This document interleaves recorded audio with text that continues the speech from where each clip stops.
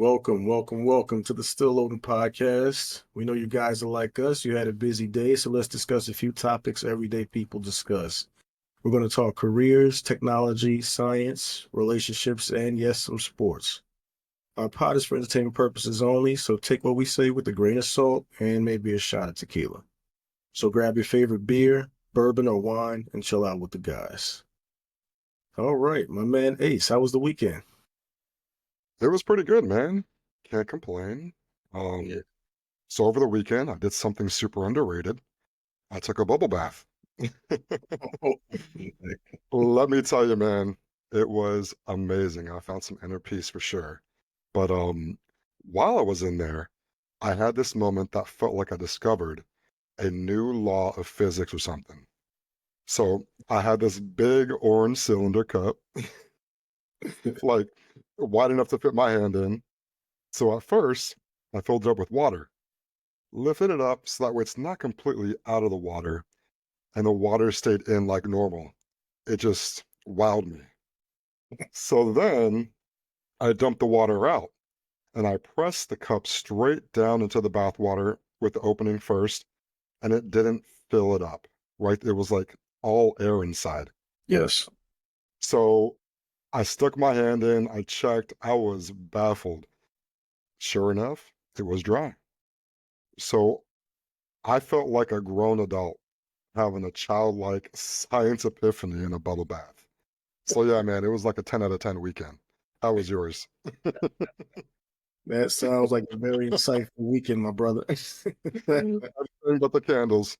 You know what's crazy is I actually learned from that from the episode of Baywatch. So Really? what you're talking about right now, yeah, there was an episode I'll never forget.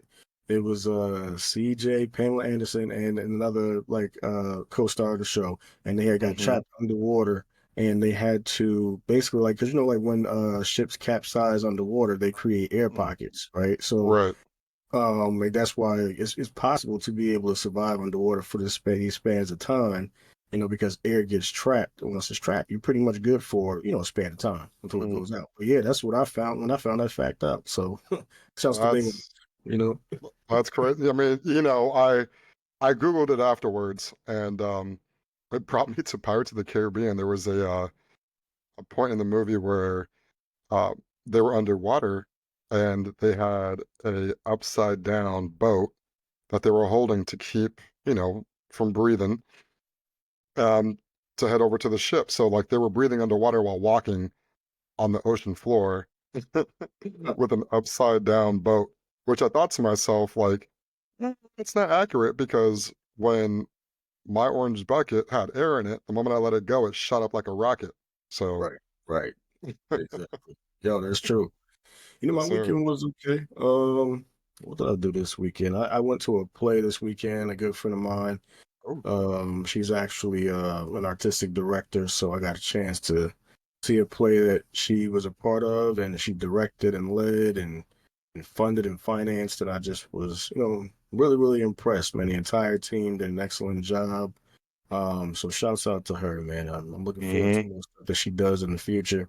It's funny, I was actually watching, we were talking about movies just now. I was watching this show that comes on one of the streaming services, and it's called how the movies were made, how movies were made, right? And so hmm it'll be different types of movies. It'll be stuff like Predator. It'll be like all these different movies. And so this particular one, I was watching. I was like, man, that'd be a pretty interesting topic, like favorite movies. Right. And so, it's just pretty cool because when you think about some of our favorite movies, we never really think about how they get made. And so it talks about the fact that a lot of times they go from studio to studio. Sometimes they're hearing 15 and 20 no's from studios. People don't want to fund the project. And then those movies wind up being huge blockbusters, right? I mean, Oh, like yeah. 200, $300 million. And this is back in the 80s and 90s, right? So, hmm yeah, what was one of your, do you have any favorite movies from your childhood or anything like that? Favorite movies from my childhood. Well, that's a tough one. I mean, All Dogs Go to Heaven was one that really hit me. It's only later on in life that I figured out that, he was actually dead the whole time. There's so many Hmm. mysteries with that movie. That's one of the ones that I really enjoyed watching, but something that really hits me, oh, that's really good. I mean, being a 90s baby, I would say Home Alone was a big one. Oh yeah, it's huge. Let's see, Sandlot was huge. Yeah, God, there's so many great movies out there. I mean, I actually really like The Mighty Ducks. I yeah, love that movie so much. I watched it over and over again to the point where my siblings were all like, you know what, you've had that TV for 5 hours now watching the same movie. Like it's your turn to give it up. Um, but yeah, that's one of the movies that I really enjoyed was, Home Alone, Mighty Ducks, All Dogs Go to Heaven.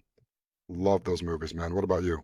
good choices, man. Honestly, for me, Back to the Future is like Okay. top for me. Like that's one movie I'll never forget. My father took myself and my brother take to see that when we were kids, and I was like maybe 5 or 6. For some reason, I just remember this movie, and I remember sitting in the movie theater and watching this movie, and I'm just like, man, this is pretty cool. And it just always made me think. And then like Back to the Future 2, of course, with the hoverboards and the flying cars. hmm Oh man, hmm like I was so like enthralled by that stuff. I was like, man, this is real. This is probably really gonna happen. And so like for years, like my friends and I, we were always talking about getting a hoverboard when it comes out. Oh my God. And now, mind you, you know how long ago that was. That was damn near 30 years ago, if not more. I think it's almost 40 years at this point. Like Oh it's my still God. not around yet. Yeah. Like I wasn't even born yet. don't make me feel old, man. But yeah, it's one of those things You're a where handsome mug. Don't even start. thank you, my brother. I appreciate that. Yeah, Yeah, like seriously. Back to the Future, those two movies were really good to me. Home Alone, like that's classic, bro. Like that's just one of those movies. I still watch that movie every winter. Like Christmas Story every winter. When Oh those yeah. movies come on, oh, I'm right there in front of the screen. I'm with, we hmm are watching that movie at that time. You know what I'm saying? That's awesome, man. My lady You might know be what's a like, fun one too? what? What about Bob? Oh, bro. Yo, I'm selling. I'm a seller. You know, you know what's crazy? I just saw What About Bob for the first time maybe like 5 years ago, 4 or 5 Yeah, years ago. Bro, when I tell you I laughed so hard, man, when bro. Richard Dreyfuss was choking and then like he had gotten the bone out of him, whatever, and they Yo, sit there like hugging him. They're like, "Yeah, you did it." doing the Heimlich here. And he was like, I just never lost hope. I just never lost hope." Yo, I I laughed so freaking hard. I'm tearing right now. Hold on. That was a great movie, man. That's a good call right there. Mighty Ducks too, though. I liked a lot of those movies back then, man. Great stuff. Okay. Um, and within the past 10 years, it's funny. Like, that's what I was thinking too. Like one of my more recent films that I really like. I'm a big John Wick fan. Like I like the Oh John Wick my movies, God. man. So like from the first one, it's funny I didn't watch the first one when it first came out. I wanted to watch that one like maybe a year or two later, and was just like, Yep. yo, the action in these movies is just crazy, and it got better and better every single time. So I was just like, how Oh, is it possible? well, he charged them for every word, right? Mhm. So I don't know if you heard about that. So he would charge them a certain amount of dollars for every word that he spoke because he wanted the action to speak for itself and not to, Wow. do too much dialogue. So I think in the last one he got paid like $75,000 just to do the movie, which is insane if you think about it. Wow. Yeah, And so he's one of my favorite actors. yeah, he's a really good guy too. Like he's one of those guys that's very thoughtful. I'm talking about Keanu Reeves, right? Like he's just Oh, absolutely. yeah, like he's a really good, down to earth guy. Like I know he's been through a lot. I've seen different things about him in the past, and Mhm. just he's a really like wholesome guy. Like he puts all his heart and soul into these movies, and he literally spends months and months practicing and training, and he pulls it off. Man, like all the way from the Matrix era to John Wick, it's just like, Matrix, man. Shit. man, He's the one. he's the one. He's Neo. All right. Yeah. What I liked For about the John me, Wick movies was how they kept bringing some of those actors back from that's the what I loved. Matrix That's what I into loved. John. Yeah, that was really dope, man. Really do. He just has that presence about him that just speaks volume, right? Like what do they say these days? He has that aura. Yeah, he's a man of a few words, man. Man of a few words. Yo, He's got that facts. new raise, man. Oh, you he got that Rizzy. Got that raise. Nah, that's dope, man. You know what's crazy? I was actually watching, something on the in the sports blogs about the Celtics buyout. Did you see that? Yo, $6.1 billion. That is Bro. crazy, crazy. I mean, to spend that much money on a team, and mind you, 6.1 billion is a lot of freaking money. A What do lot. you hope to gain from that, right? So like I'm reading up on this, and when I saw that breaking news, they're spending $6.1 billion for the Celtics. Like, God dang, that's crazy. The most ever spent on an Yeah, NBA team. So when you think about it, right, it's not even the passion for the game anymore. It's a straight up business portfolio now because you got hedge funds owning locker rooms. You know what I mean? Like, it's yeah. insane. It's crazy you mentioned that because I was watching uh, you know, um, a news clip, and basically what was happening is the fact that, like, some of the previous teams that have sold, I can't remember which team it was, but they sold for 360 mil back in '02, and it just goes to show how much inflation is affecting everything because Hmm. we literally went from so the Celtics actually sold for 360 million back in '02, and they sold for Right. $6 billion today. That's pretty much a 20x return, right? And when you look at other teams that have been selling, it's the Phoenix Suns for 4 billion. You got the Hmm. Bucks for 3.5, and then you have the Mavs. I think a portion of them was sold for like around 3 billion. And That's it just insane. makes you, yeah, it's like it makes you think about the fact that these companies are not buying these teams just for the fun of it, like you said before. It's not for Hmm. the game the way it used to be.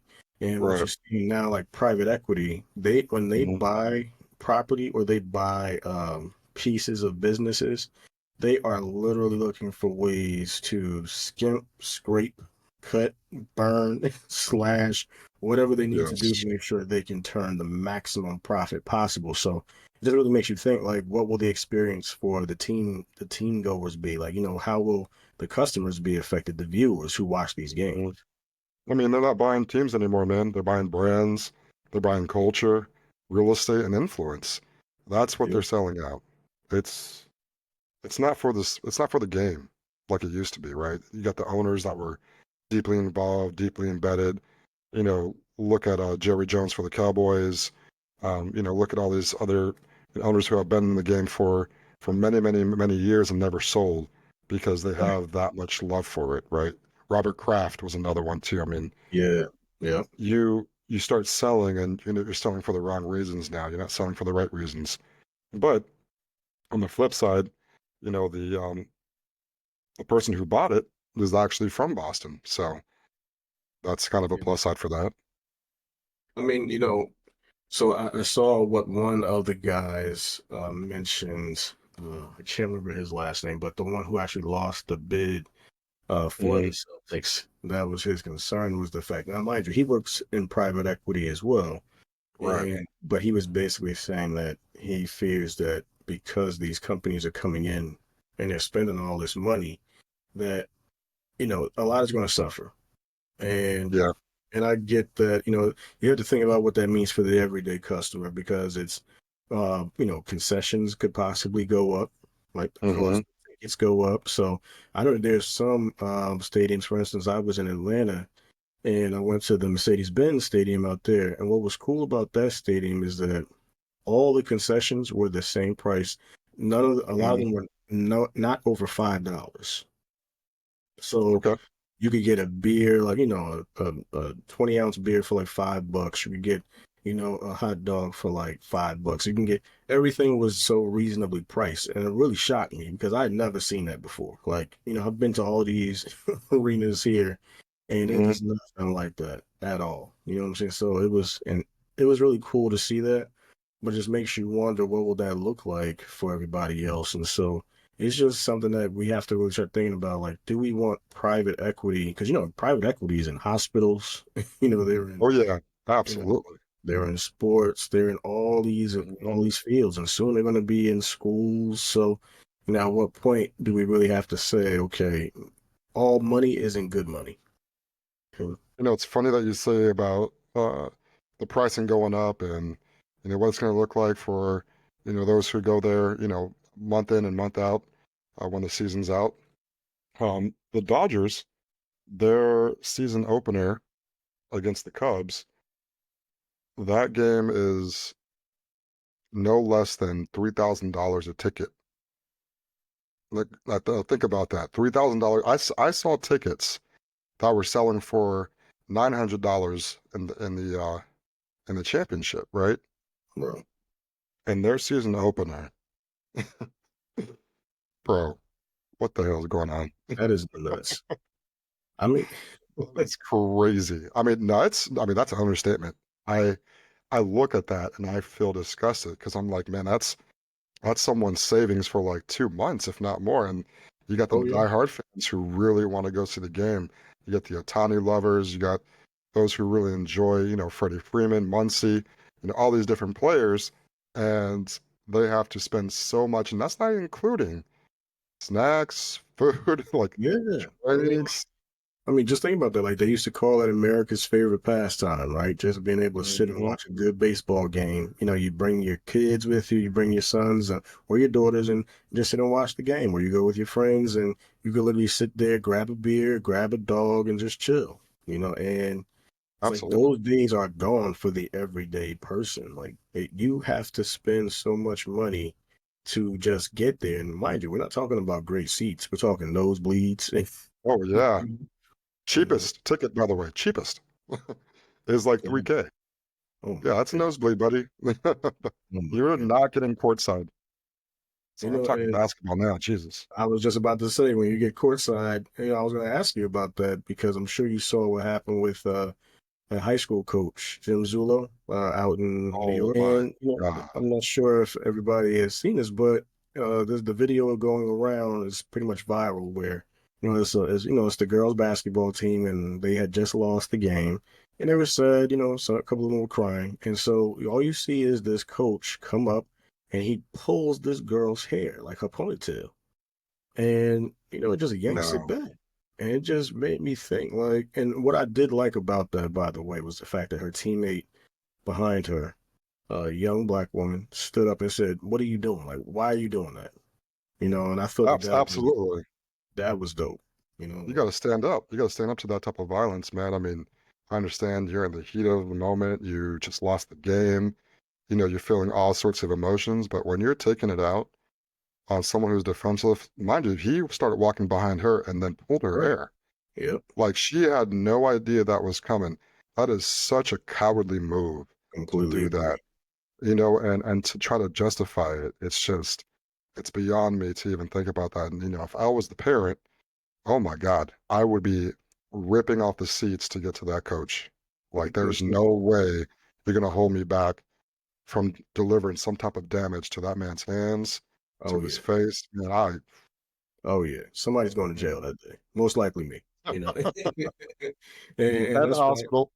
Yeah, like I did not like that at all. And that just makes me Mhm. think, like, what were the average, practice games like? What was it like being in the gym with them when they were, doing their drills? Was he that same way then? Because for him to do Mhm. that in a public game where everybody is watching and he's under scrutiny, there's no telling what they were dealing with as a basketball team.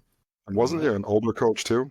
Oh yeah, he was like I think he was in his late 70s, early. Like he looked old as dirt. Like he looked like he had maybe a few months left. Like I hate to say it like that, but he was an I old mean, looking dude. and that's the crazy part. Is he probably thinks that he's still back in the day where they can give punishment to kids. You know what I'm saying? Like, you did a bad Yeah. job, you're gonna get some punishment. Well, No, my thing is, one, why are you even coaching? Like he was not in good like health. Like you could tell he couldn't run up and down the court with them. he can So hobble. yeah, how can you do this? Looking like the penguin out there walking. Right. Yeah, exactly. And you know, that does make me think about too, like corporal punishment in schools. Like I remember when I was a kid.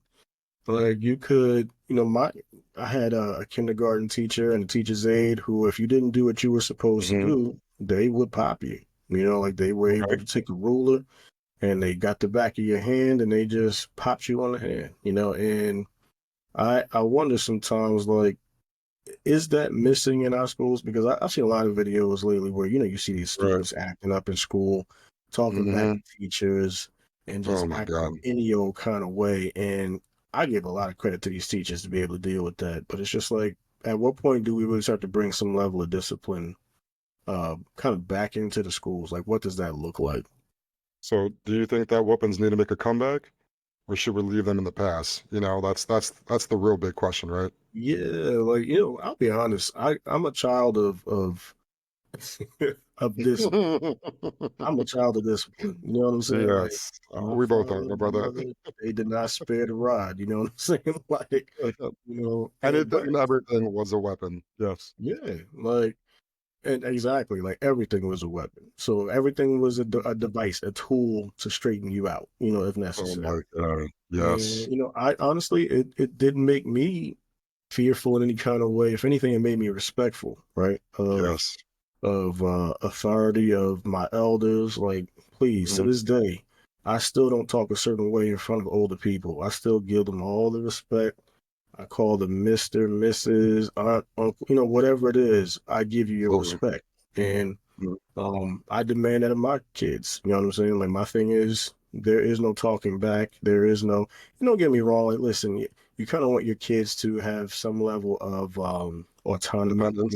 Yeah. Yeah, Absolutely. you want them to feel like they can make certain decisions and choices. The one Hmm. thing I am not going to allow is for a whole lot of disrespect. So Language. yeah, Nope. there's none of that. None of that. Like I to this day, I can't even say damn or hell around my mother. like, Good. yeah, I She's didn't gonna be swear. 20. She's gonna be feet away from you. She's gonna hear you say a curse word. Next thing you know, she's right by your ear. That's right. And tugging the shit out of it. And if anything, like, hey, look, don't let her have a flip flop on. It's getting to Oh the my back of my head. Like, perfect aim. You would yeah, think she's like Eli Manning, right? In the Super Bowl. Just like perfect aim, right. connection. Yeah, like I don't tolerate that. And that's one of the things that, they call it soft parenting now. Like, I Hmm. don't believe in that. I feel like, unfortunately, that soft parenting has caused a lot of disconnect from kids. So, they go storming off into their rooms and they close the door, and then you don't know what they're doing in their rooms. And we see it, what's happening with The this. door. They be slamming those shits. Yeah, like, first of all, in the way I grew up, you don't slam any doors in this house because you don't pay for a damn thing. That's one. Period. And two, I need to see what's going on in your room at all times. There was never Mhm. a closed door ever. You know what I'm saying? Oh Because my God. shit, I tell you, my mother would pop in on me like at any time. So You I know, had I had to be above board. I gotta say this, man. I remember one time I got pissed, right? Because my mom embarrassed me in front of my friends. I walk upstairs. Actually, I was slamming my feet, but like silently because she got that super hearing, right? I go to my room. I shut the door, and then I walk to my bed, realizing, you know what? I just shut my door. I think my mom heard that. Let me silently go over there, tiptoeing back to the door to open it like softly, right? The moment I opened that door, she slammed it open and hit me right in the head, gave me a little cut. And she goes, I told you to leave this goddamn door open. I said, some mom, you hit my head. She goes, well, why are you standing behind the door? No, Yo, she gave me love afterwards. You know, did the ice pack, did all that. But it proved a valuable lesson, you know. absolutely. Never piss off your mom. That's right. And let me tell you, it was the same with me. Like in my house, when I grew up, my father was a disciplinary, but he didn't really give it to me the way my mother did. Like my mother, Oh. she was the one. You know what I'm saying? Like Mhm. she was the one. And mind you, my mom was short. You know what I'm saying? She didn't play Yeah. any game. She didn't care how tall you were. None of that Mhm. mattered. You're gonna catch these hands if necessary. You know what I'm saying? And The mom hands. yo, for real, I love that. And of course, at the time when you were a kid, those things, nobody's happy about it. But when you Nope. grow up, you realize it does set you up a certain way in life. Hmm. It teaches you just how to be a man of honor, like how to treat people around you, how to just do things a certain way. And so I feel like, it just brings up that whole conversation of punishment versus abuse. Like what's too much? Hmm. Because, there's kids now who threaten, to call like child services or whatever the case might be. Hmm. And Oh, yeah, CPA, man. Or yeah, CPS. like a lot of schools now are just like, hey, did something happen? And my thing is like, look, Hmm. you have to be able to teach your kids at a young age that there's certain things that they can and can't do, right? And I think Right. that the earlier you start, and this is from my experience, what I've found is that the earlier you start that process, you don't have to worry about certain things anymore. Now, we're not going to sit here and say kids are perfect. Do they do things? Do Hmm. they get themselves in trouble to a degree? Yes. But Yes. the kids that really they get disciplined, they have a healthy fear of their parents. Like I used to have the fear of God in my parents. You know what I'm saying? Like Hmm. there were certain things I knew I wasn't going to do because one, I didn't want to get a spanking when I got home, or two, I didn't want to get put on punishment because I would get put on punishment Yeah. or grounded or whatever the case might be. These kids don't have those same fears anymore. I like the way you said that, right? When you said you had the fear of God, right, with your parents. Mhm. So how do we teach respect without fear, right? When words aren't enough, when, you know, you're trying to figure out how to go about handling a situation perfectly without causing too much distress, causing too much fear, causing, the kid not to cry immensely. Like how do you teach respect without fear? That's a good question, man. I think that you have to have you have to instill a small level of fear in your kids. Like Hmm. people might not like to hear me say that, but I think it's absolutely true. Kids need to have a healthy fear, right? They need to hear it maybe in the tone of your voice, right? Like, Hmm. typically that's why dads tend to get a little bit more respect from kids because dads have a deep voice, right? Hmm. Voice bellows out, or sort of, they could typically be more mild mannered or quiet, but the second like they say something and they say it sternly, kids back straight and right. You know what I mean? It's like, oh, what happened? Did I say something? Or like, when you're young, your mom says, "I'm gonna tell your father when he gets home," right? Or Oh yeah. man, just Mhm. me saying that just now, like the shivers went down my spine. Like I was, oh shit. You know what?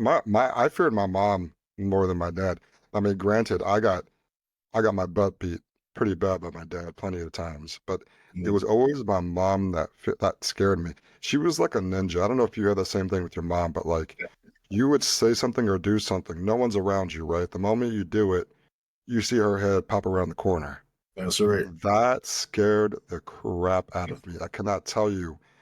My soul leaves my body every time, and only my mom could put it right back into me with an ass whooping, right? Like, like it's, and you're right. It's that fear. It's like that look in the eyes. It's the saying the full name. It's you know, That's right. The full name. tell.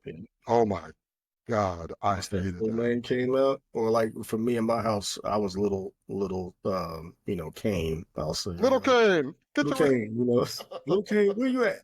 Get over here. I was always big ace, but for the record. And it just, I just think back to those times, man. And yeah, like I feel kids need that now. Like they need to know that their parents don't play around, right? There is Mhm. no room for disrespect. Like it can't be tolerated. When it comes Mhm. to your schoolwork, it needs to be done a certain way. When it comes to your behavior in school, and what I always tell kids is my kids, but like you represent me. Like when you go to Mhm. the Oh school, yeah.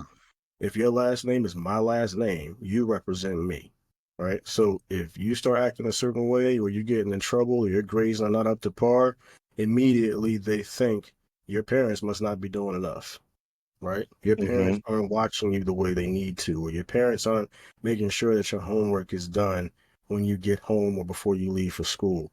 And so to me, I just always keep impressing on them like, that's just something that you have to make sure you're doing. And they do a good job with it. Of course, every kid Mhm. has their little issues, but you're trying to show them like it's not just you who's affected. When you do Right. stuff, your actions have a direct effect on your family. If you have younger siblings who will go to that school after you, if they hear you have the same last name, are they going to say, "Oh, wow, like yeah, I remember the older sister or the older brother. Yeah, they were great." Right? Or is it going to Mhm. be, "Oh, well, now we got more problems." So Yep. it's you have to think about those things when you are in school. I'm not saying it's easy because I know when I was in school, did I get in trouble sometimes? Sure, on occasion, but for the most part, people really they understood like, oh, okay, that's Kane. He's a good kid. He Mhm. does his work. He makes sure there's that and the third. And I like that. And of course, Right. did I get into my shenanigans and my bullshit? Absolutely, but still, to them, I was a good kid. I like that. I've experienced our good friend Mancuso and how he talks to his kids. And I absolutely love how he communicates with them. They ask a lot of whys, right? When I went over there to visit him in Florida, I heard Mhm. why a lot. And he will give his response. Why is there lightning? Gives a response on that. Why why does that happen? Because of this. And why does that happen? Because of this. And he will calmly and respectfully give his thoughts. And if he did not know the answer, he will say, you know what? Pin that to the back of your head and ask me later on, and I'll have the answer. And sure Yeah. enough, later on that day, one of his kids asked the same question, and he gave the answer. And I I love it. think when it comes down to it too, it's like patience, right? It's like you have to have a shit ton of patience when it comes to these kids because Yeah. they're learning. And then this is like at the stage of like maybe, 8 years old and below. And I think what we're talking about right now is like teenagers, right? Or just becoming teenagers. Right. And those kids, yeah, belt to ass. Absolutely sometimes, I feel like that needs to happen. But That's right. when it comes to those other kids, I feel like they do need that patience, that special, one-on-one, or you know what, the world can stop for a moment. I'm gonna pay attention to what you need and answer the questions that you need answered because you're a curious mind, right? And I hear some other parents, um, as I'm walking around, these kids are asking questions and they're telling them like, not right now, like just shut up for a moment, Right. and you know what, just stop fooling around, stay right there, just shut up. And I hear that. And I'm like, what the hell? That Yeah. is not a way to speak to. And I believe it's in those stages. So my point is, I believe in those stages, that's what get these kids to kind of lash out and become, a little, uh, less controlled and more, I guess you can say, uncontrolled when it comes to their emotions and their actions. Yeah, you're absolutely right. Like there has to be a balance, man, because you can be stern with your kids, but you have to be able to show balance. You can't just show them one side the entire time. You have to be able to show them, like I like what you mentioned with Mancuso, like show them that it's okay to be curious. You can ask questions, and like that's how I was with my father. Like I asked my father a shit ton of questions because he was a reader. Like he was always reading a book, always. Anytime I would go in the room Hmm. and he'd be sitting there laying on the bed, there's two or three books open, and that's just how he was. And so, like, a lot of questions, like scientific, he would be able to give me answers to. And just like Mancuso did, he would also say, I'm not sure now. I'll find out though. He would Right. just make sure, like, because so I knew, okay, yes, my father knows a lot, but he's also not afraid to say, I don't know. Like, I think that's it's really Hmm. important to be able to see. I think that's dope, and it just really makes you think about like just parents in general. Like because when we start dating, we always, we don't really think about parenting per se, but I think the older you get, that Hmm. becomes more important, right? So it's like, what are some of those qualities that we look for in the people that we're dating? So like what about you? Like Yes. when it comes to like qualities and women that you're dating, like what are some of the things that you look for? Uh, physically or Hey, we can start with the physical. all right, physical qualities. Hmm. To be completely blunt, it has to be the eyes. The eyes are number one. Mm, It's looking at me with intention. It's seeing me, right? I think when you see me, it's like when you're talking to me, when you're, looking at me, you're seeing me. And I think that's really important because a lot of people look past you. They look around you. They don't yeah. look at you. I think that's really important to me is having someone looking at me. That's number one. Um, I would say, they can't be, to let go. Like they have to have some type of, you know, regimen when it comes to working out or just staying, somewhat, fit. Like I'm not in the best of shape, but I like to go out for walks. Like if you like to go out for walks, you like to do yoga, you like to do Pilates, or, you know, you like to go biking. Like I respect that. I need someone who, you know, enjoys staying active. I think that's also important to me. Um, and a girl can't have ugly feet. I gotta be Oh, real. yeah. Yeah, no. It's not a Like, thing. listen, man. If a girl takes care of her feet, she takes care of her body. I That's truly right. believe that. You know what I'm saying? Like if her stuff is just not keeping up and everywhere else is gonna be matching that, you do need a pair, and I need you to take care of those beautiful things because that is a deal breaker. I'm with you 1,000%, man. Like to me, physical appearance, even though it's not everything, it does mean a lot. Oh yeah. It does matter how a woman takes care of herself. Like, everybody gets a chip on their nail polish. Yes, but I Mhm. love a woman that is very intentional about like making sure her nails are good, her Absolutely. toes are on point. Like, and of course, we know that there's seasonal weather, right? So you don't have to do the same things in the winter that you have to do in the summer for the most part, right? Like, but it is dope, just, hey, listen, just keep those heels nice and, smooth and I was gonna say, bro, sprinkling up the sheets, cold out. that'd be good. Yeah. Have a little bit of hair on your legs. That's fine. Or like women, that get waxes regularly. Like that's beautiful to me. Like I love that. Like I love a woman that is Mm, on top of her self care. Like that's a huge thing for me. Like, and smelling good. so yeah, like, just taking care of yourself because that means you'll take care of me. You know what I mean? That means you'll take care of, not just your own needs, but you're thinking about others as well. And I think that says a lot. When you care about your appearance, that shows a level of maturity that's important. Like Mhm.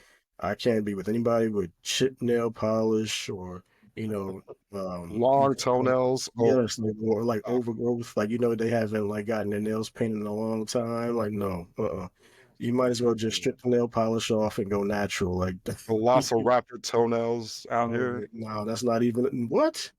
Yeah, What? I've seen that, bro. Okay, I've seen No. that on the train. This girl Oh, got her yes. toenails freaking did right. Like it was like was it a manicure? No, it's a pedicure, right? And he got the fake nail put on, and it looked like a velociraptor toe. And she was tapping the freaking floor with that. It was past her Yeah. sandals, and she was tapping the floor. And I thought to myself, how disgusting. Yes, that is gross. Because you got to think they're touching subway train floors. Like that's not it. Like I'm gonna that throw up. is it. It's so crazy what we see on the New York City subways. I've seen so Oh, many things happen down there, and that was actually one of them. Like I've seen like just people who just do things, and like you said, the super long toenail. It's just nasty. Like, the but yeah, that's BO is big too. Yep. yeah, yeah, man. Like And I know sometimes, you got uncontrollable, stuff like, with the body, this and that. But there's a reason why I love the winter. You can't yeah. smell anything. Agreed, 1,000%, man. And like, we talk about those physical traits. And another thing too, like, I think that the girl that I'm with has to know how to dress. Like, you have to know how to put that shit on when it's time to go outside. Like, Oh I yeah. am the type of person, I want my woman to get attention. I like that. Presentable. Yeah, like, I Oh want yeah. you to be, like, not, of course, not slutty, not, trying to get all the eyes on you, but when it's like effortless and whatever you put on, no matter what, people are looking like, yo, who's that? Like, Yes. who is she? Like, I love that. Make a statement. You guys are a Exactly. pair. You're looking good. She's looking good. It's like everyone wants to be you. That's the type of Yeah. thing, right? Like you guys have that going on, and I love that.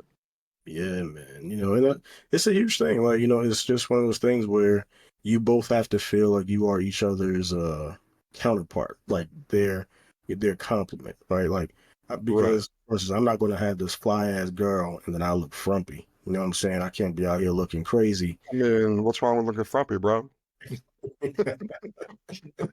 Hey, sometimes we get lazy. I mean, listen, yeah, that kind of goes back to that discussion we were having before. Like, what happens when you become a father or you get married? It's like you just can't let Yeah. yourself go, man. You always have to keep it as tight Hmm. as you can with what you have. You know what I'm saying? So, Absolutely. And that goes back to yeah, staying active, right? right, exactly. Like, just try. Show effort and Mhm. show that you are willing to at least do that. I think if you could do that, then it will be appreciated. It's I important. mean, I also appreciate when, they're wearing some sweats and, you know, they Oh have yes, on that's them always chanclas good. on and Yeah, overgrown t-shirt, maybe my t-shirt on, you know what I'm saying? Like I see that as super hot, especially inside the house, you know what I'm saying? Like going mm, out for sure, I see that, getting dressed, looking good, all the sweat, things. Go halter top. home, Yeah, sweats man. or just some Oh panties and a man. and an oversized shirt. Don't get me started, man. Like You know what those else? those those long socks, the long scrunchy socks Oh, that you put. bro. Oh my goodness, man. The thigh high Jesus. joints. Oh Oh, my God. My dude. God. My God. Yo. Kill me now and bring me back because I want to. That's the amazing thing about like clothes on a woman, right? Like when the more clothes they have on sometimes, the more intrigued you get. Like, so for Yes. instance, like, I like the thigh high like tube socks, like, the boy shorts, the thongs, you know what I'm saying? Or Tell like me, is even there any more room for me in okay, all those right, give me one. jeans? But like, just or like what I like too, like the sweater dresses in the wintertime. Stop. Oh Stop. Stop. man.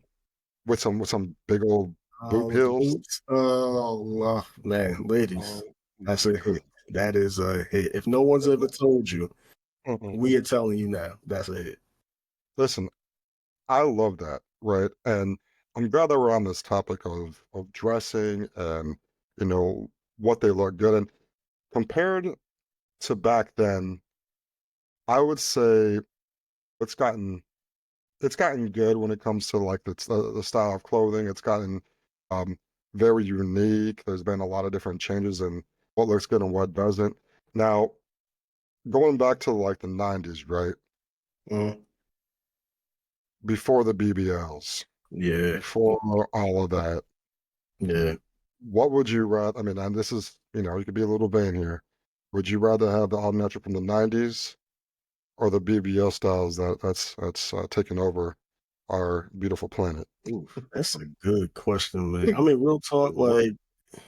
like, um, do I like some of the styles of today? Yes. But I also like the Mhm. fact, like, I remember I was watching some old school, like, college videos back in the day, like, from, like, the 90s and, Mhm. like, the mid-90s, like, especially, like, at some of the HBCUs, and they just, like, the women were fully clothed, right? Like, there was Mhm. nothing really showing, unless they were at, like, a pool party or something like that.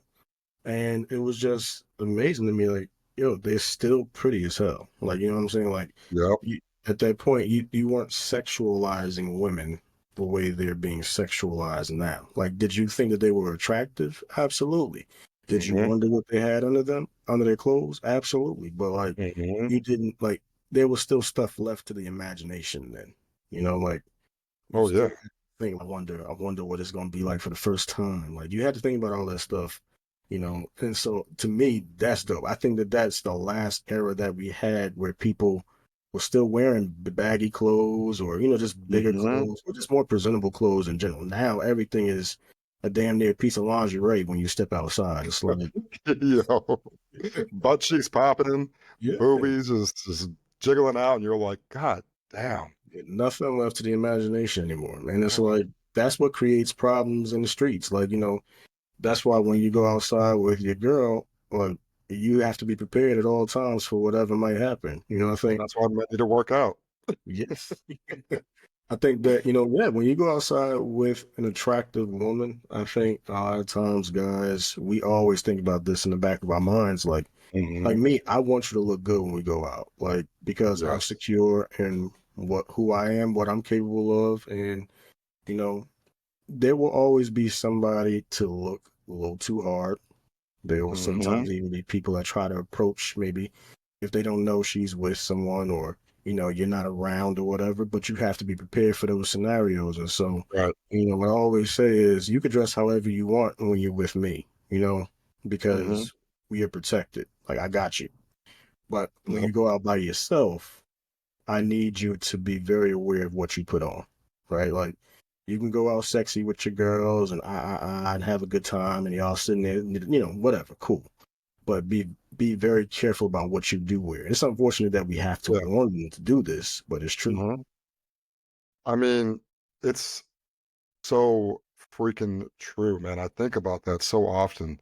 You're gonna go out with your friends, you're gonna go out to the Bronx, you're gonna go out, downtown, you're gonna go to, the vineyard, whatever. Right. The Mhm. vineyard's, daytime, so obviously, you're kind of good there, right? But it's the Right. Yeah. nighttime creeps that Yeah. I just don't fuck with. You know what I'm saying? Like they always feel like they have a chance, especially a lot of, beautiful women in a group. Um, you know, these guys out there, especially when they're also in a group, are going to want to try to intertwine themselves with them, and then they get a firm rejection here in America. No means try again. And Right. they're going to try again, and they're going to try again, they'll try again, and sooner or later, someone's going to feel upset. They're going to feel a certain way, and they're probably going to grab your drink, grab your hand, want to forcefully talk to you, and then we got a problem. Right. You know what I mean?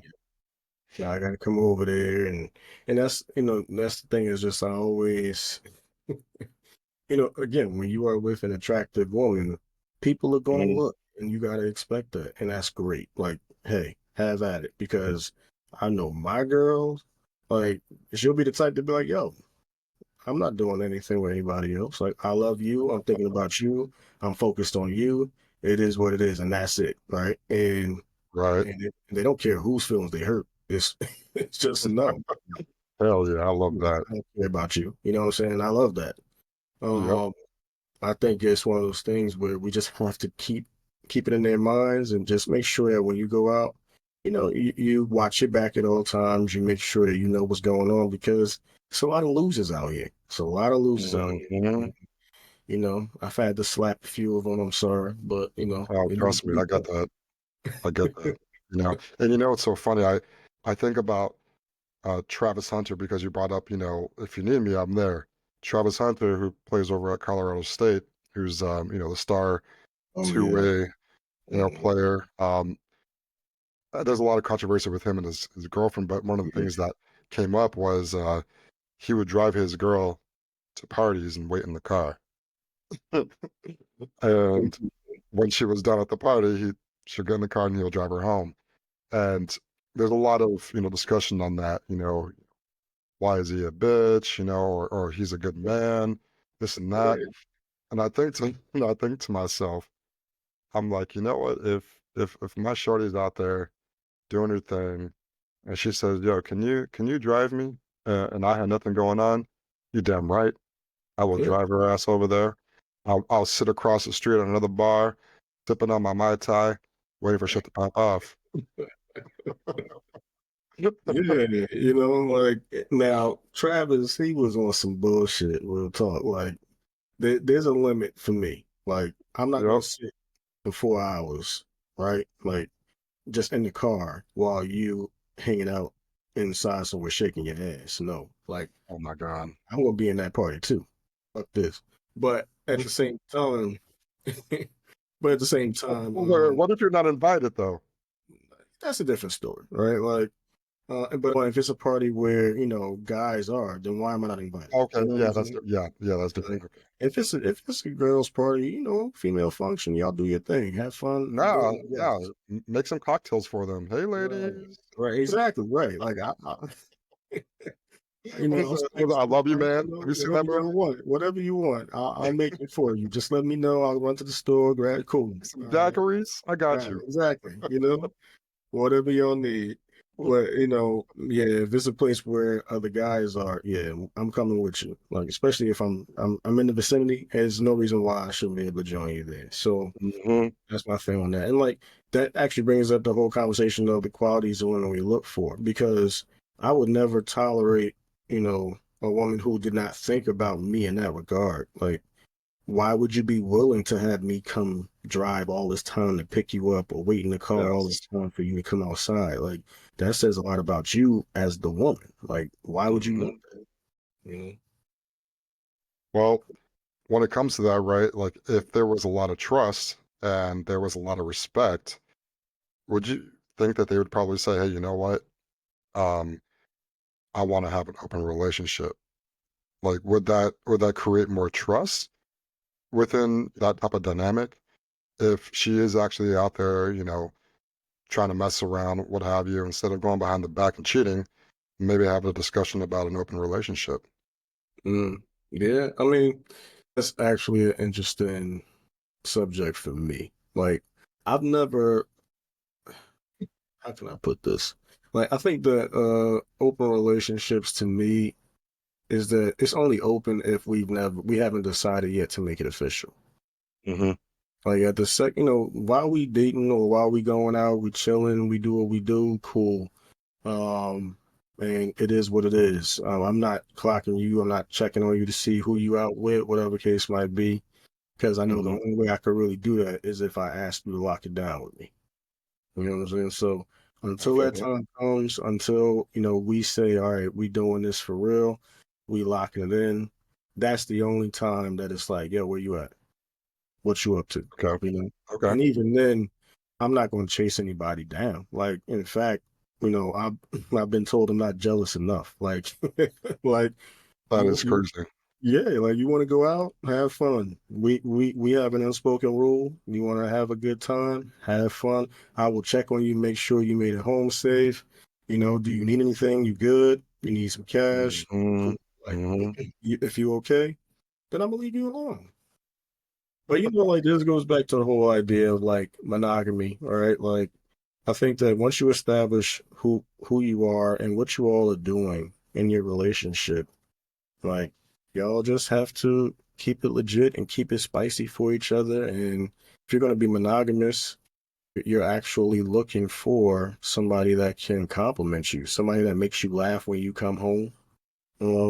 Somebody that helps the day go by, that you can actually share information with and feel like, yo, this is my real life partner right here. Hmm. Like I can share stuff with her and she's gonna give me not just listen to me, but even give me some level of advice if I need that. You know what I'm saying? Like Hmm. Like, that to me is a luxury. I was just having this conversation the other day, and it's like having having somebody that is um able to sit and process information and process what you're saying and really not just give an answer right back, but say, like, have you ever considered this? Like, or whatever it is, I'm going to work with you to help you figure this out. Like that mhm. to me is the true treasure. If you can find somebody like that, you good. You are golden. Like sex is great.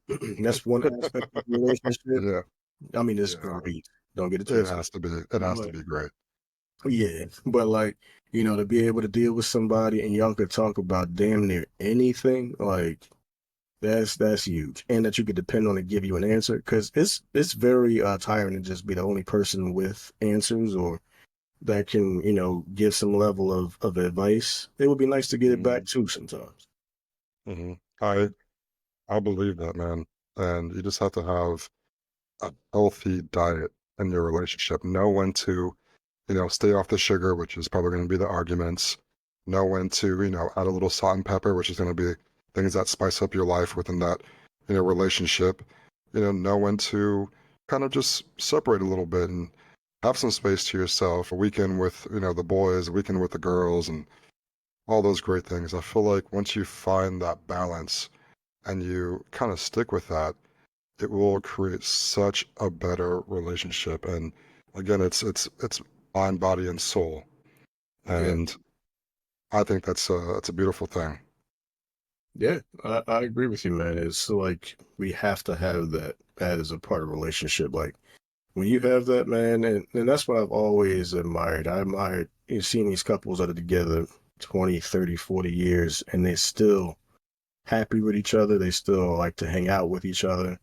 Hmm. Um, they have a real bond. Like that to me is incredible. Like I love seeing stuff like that. Like, back in the day, it's like, man, you corny. Like, that's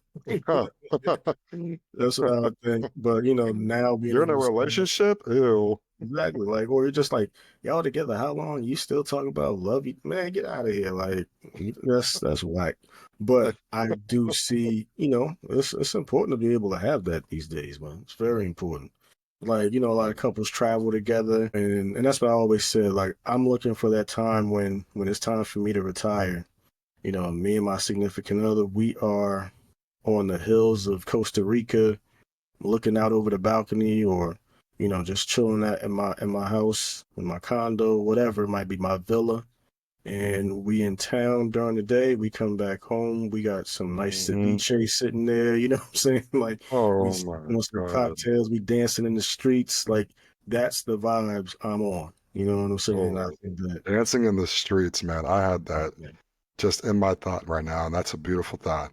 Love Oh that. man, the cobblestone streets in Spain or Panama, Cuba, wherever. Just like Oh, just living in that, man. Like that to me is dope. Not a care in the world. You lived your life. You mhm. did what you needed to do. Yeah, everybody's taken care of. Now it's time for you to just live it up. And I think like that's my goal, man. Like that's where I see myself in the next 10, I would say 15 years. You know what I'm saying? Just Oh really enjoying man. that. I mean, just Mhm. traveling with your partner is a huge thing. For me, I have traveled over 80 countries. I've seen many things, and about 90%, if not more, of my traveling, I've done solo. And the reason for that is because I've always felt like traveling with other people is just such a pain. I have to be on their time. If they want to stay in, I would have to stay in because if I go out, they get FOMO and then they're frustrated that they're going out, et cetera, right? Like when I'm traveling by myself, I get to experience more. And that's why I feel like if I'm able to travel with you, I mean, game over. Like we're good. I Yeah. I want to go to the Maldives with you. I want to go to uh, Cabo. I want to go to Italy. I want to go to Japan. I want to hit all the spots with you and have those memories and make love in all those countries and Yeah. do all the things. Go to a really nice, you know, uh, 5-star resort or go Oh, to a really nice Airbnb. You know what I'm saying? Like yeah. that's Yeah. that's what I that's when I feel like I'm good, right? It's funny actually you bring up Airbnbs. Like, so what do you prefer between Airbnbs and hotels? I mean, I had this question asked to me a couple of weeks ago from a friend, and I told them Airbnb. The reason for that is because I like to see how other people live. Like, especially if I'm in other countries or other states, I want to know what it feels like to be in like an authentic house Right. from, let's say, Texas, let's say the Philippines, let's say, in Germany or what have you. I want to know what it feels like to live there and have a little taste, with the kitchen, with, the showers and just, the communities that they're in. So I would say an Airbnb, if I'm being honest with you. What about you? You know what's interesting for me? It depends on where I'm at. Like, if I'm in a place where, like, I like modern everything. You know what I'm saying? So, I'm the type of person that if I'm in, let's say, Puerto Rico or certain parts of Mexico or whatever, like, I don't want, the tile floors with the bright ass like sheets or covers on the bed or any of that stuff. Like, I don't like that. Shut up. Yo, I hate that, man. Like, and I hate, like, that's just my thing. I want my white sheets. my white comforter. You know what I'm saying? Like, Bougie ass. give me that. Yeah, I want that crisp line on that comforter. Like, It's give me gonna get that. messy anyways. Like, I mean, yes, this is You true, know. but at the end of the day, I'm fixing that shit. You know what I'm saying? Like, look, I like certain things a certain way. Like, even in my own house, like my thing is like I keep my own place a certain way. So I Hmm. know when I go to other places, I can't travel somewhere and not feel like it's at least at that level. You know Okay. what I'm saying? Like I can't go somewhere, I can't leave my place where I am and I'm truly comfortable. I enjoy it, and then go somewhere where there's no AC, or it's like the AC is struggling to stay on, or like the colors in the room is crazy, the sheets are not comfortable. No, I'm not doing that. I'm not going to slum it.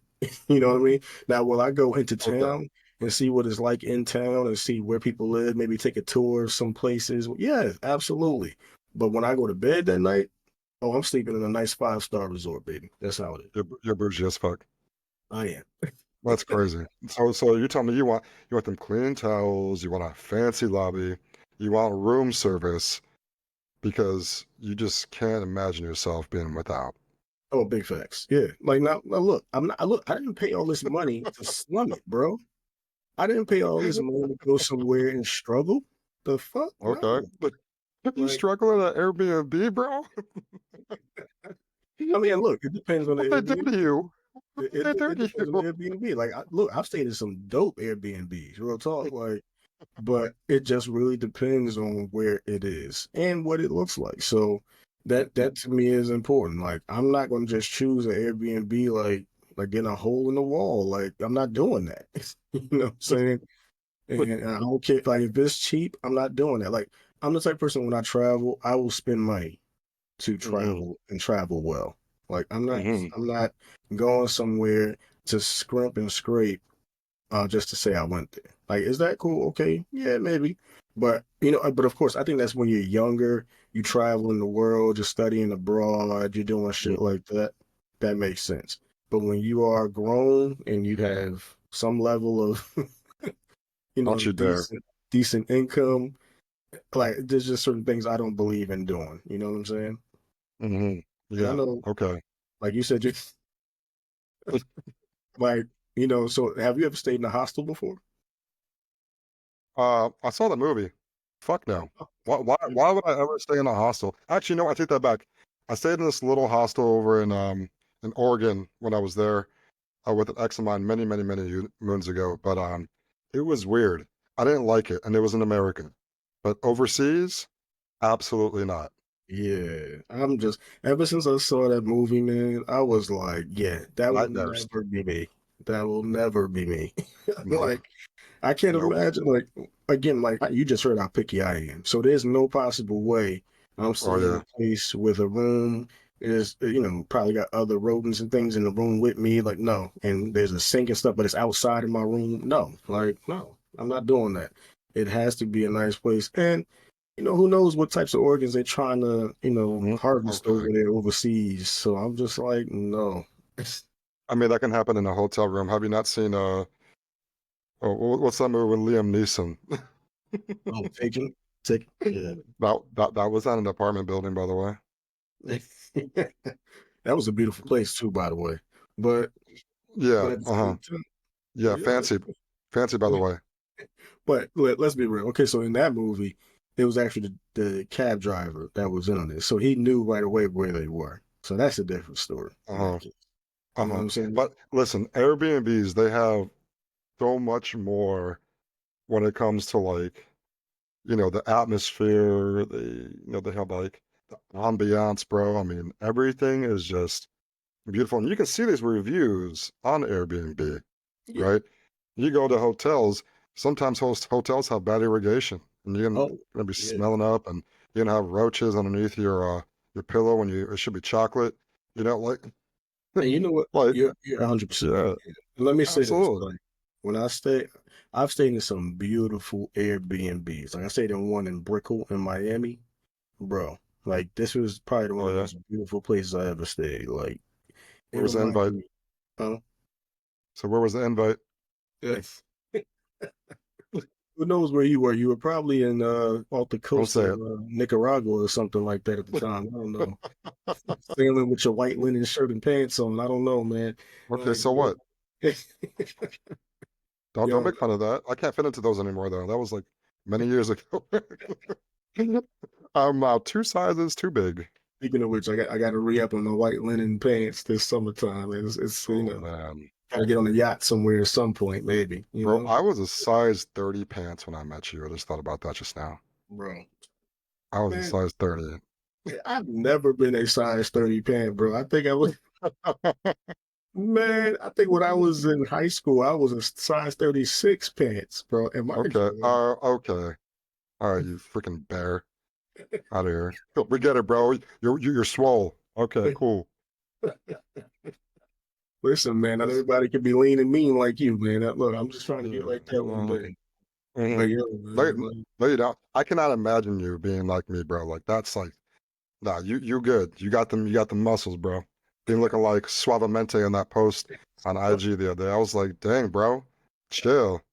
yo, man, listen, bro. I'm just outside a little bit. You know what I mean? I tell people I'm a bear, but I'm the good kind of bear. You know what I'm Wait, saying? what did someone say? Mr. Gray? Mr. Gray in the Yes, building? right. I Oh was man, like, I yeah, was like, dog, I gotta get out of these comments. I gotta yeah. get out of here.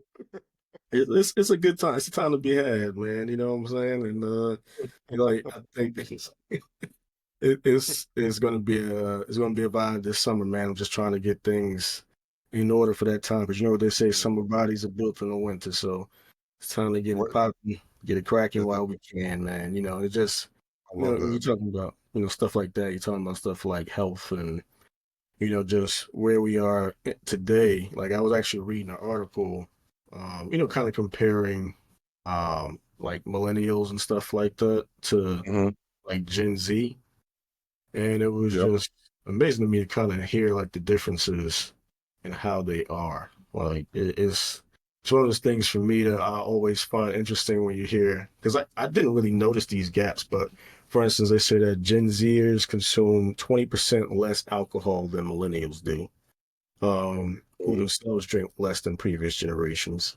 And it says that there was a survey in 2023 that found that the share of adults under 35 who drink alcohol dropped from 72% in '01 to '03 to 62% in '21 to '23. Hmm. And that's in large part due to the fact that we're finding out that, a lot of consumption of alcohol, which I do like to drink, so I do love an occasional Hmm. beverage. I love to go, but like when we used to hang out in the city, man, we would go after work and Oh go to my the burger God. spots and get some bomb ass cocktails. Shout out to that spot. Oh, just shout the fuck out to that Yeah, spot, bro. shout out to them, man. They used to, man, we used to have so many good times in there, bro. Oh man. Remember we used to do the Wolf of Wall Street type of thing where we go during lunch and we, Oh yeah. you know, I loved our life, man. Like that Yo, was the simplest of times, brother. that's right. And then Yep. come back and play ping pong for a couple hours and Oh, then stop. People are gonna think that we're freaking not working, bro. We did work. We did work. well, listen, Thank and you. the beautiful thing about this is one of the things I always say about when you kind of move forward in your career. Hmm. One of the things you realize is that the higher up you go, the more successful you become, the less work, actual physical work you do. But it's more about ideas now. It's more about things you can do to drum up business. It's about how you can find ways to save money or make money. It's all idea driven and less execution, like less working with your hands and being on a computer all day. You know what Love I'm that. saying? And Hmm. so I think that, having that level of flexibility where we work, it was just like, it's good because it causes ideas to come about. We start thinking about things while we're doing that. Like, oh, you know what? Just had this dope idea for this product. We should sit down and try to figure out some ways to get it implemented. Or like, let's Hmm. talk to a few of our customers and see what they think about this, that, and the third, right? Like you're doing that while you're doing those things. You And just for the record, ladies and gentlemen, Kane is talking about himself. Okay. know? Because this dude is always thinking about the next thing. How to come up on this, how to come up on that, how to make some residual type of money when it comes to this. I mean, he's just always talking about that. Whenever we have conversations, it is never a dull moment and he's always thinking about all the great ideas. So You know, because I always think I'm like, man, he's running, man, this guy, I'm tired of this guy. He's always thinking about how to make some money, man. It's just like, I'll be having a random thing. I'll be like, dude, I just bought this pack of cards, and he goes, how can you go about selling that to make some money off of it? And I'm like, bro, I just want to tell, I'm excited about these new packs of cards. I just want to share with you what I got. I'm like, man, fuck Like, that. Like, let's talk about that. fuck what you just bought. Let's talk about how we can make money.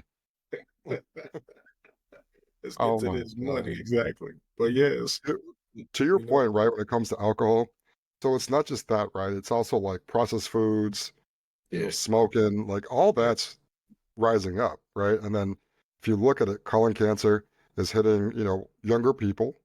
yep, Uterine cancer rates are rising. And mm, not only that, but we're aging faster from what we're eating, right? If you look at, these young cats and you'd be like, how old are you? Oh, I'm 22. Man, you look about 40, right? And it's the sugars, it's the seed oils, it's the yeah, sodium bombs, yeah. it's all those things. So it's like we want to live long, but we eat like we don't. And that's showing with all these, all That's these so different types of true. cancers. And it goes to show how the variation in where you live affects how you eat, right? And Mm-hmm. the food you have access to. Like the fact that we have access to so much processed food in this country, so much alcohol in this country, Mm-hmm. is because yes, while we have an FDA, who does spend some time monitoring what we take in, it's Some. also a big industry. You know what I'm saying? It's like, look, what can we do for cheap? How can we get it to as many people as possible? And it's like a lot of times what they do is they stack money up with the anticipation that they might get sued one day, right? But they've made so much money in the interim that to them that lawsuit is just a drop in the bucket. You know what I'm saying? So they literally are planning ahead for these types of things to occur, for litigation to happen, for somebody to sue for getting cancer, like what happened with Johnson and Johnson some years ago with the talcum powder, right? Oh, Like, yes. so many women wound up getting ovarian cancer and things like that because of just, mind you, just using powder on their body.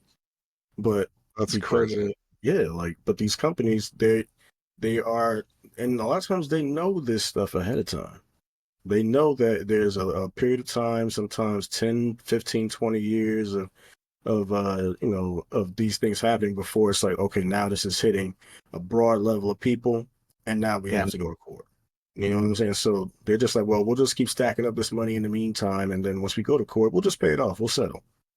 And that's a problem Yeah, because you have so many families affected by this stuff just from doing everyday things, and it's really harming a lot of people. And I really wish this country would do better with this stuff. That's why like RFK kind of, heading up some of these agencies, heading up the HHS, I think it's a disaster for the most part. I do like the fact that certain things he's looking to do better with when it comes to like food dyes and processed foods and certain oh things like, my God.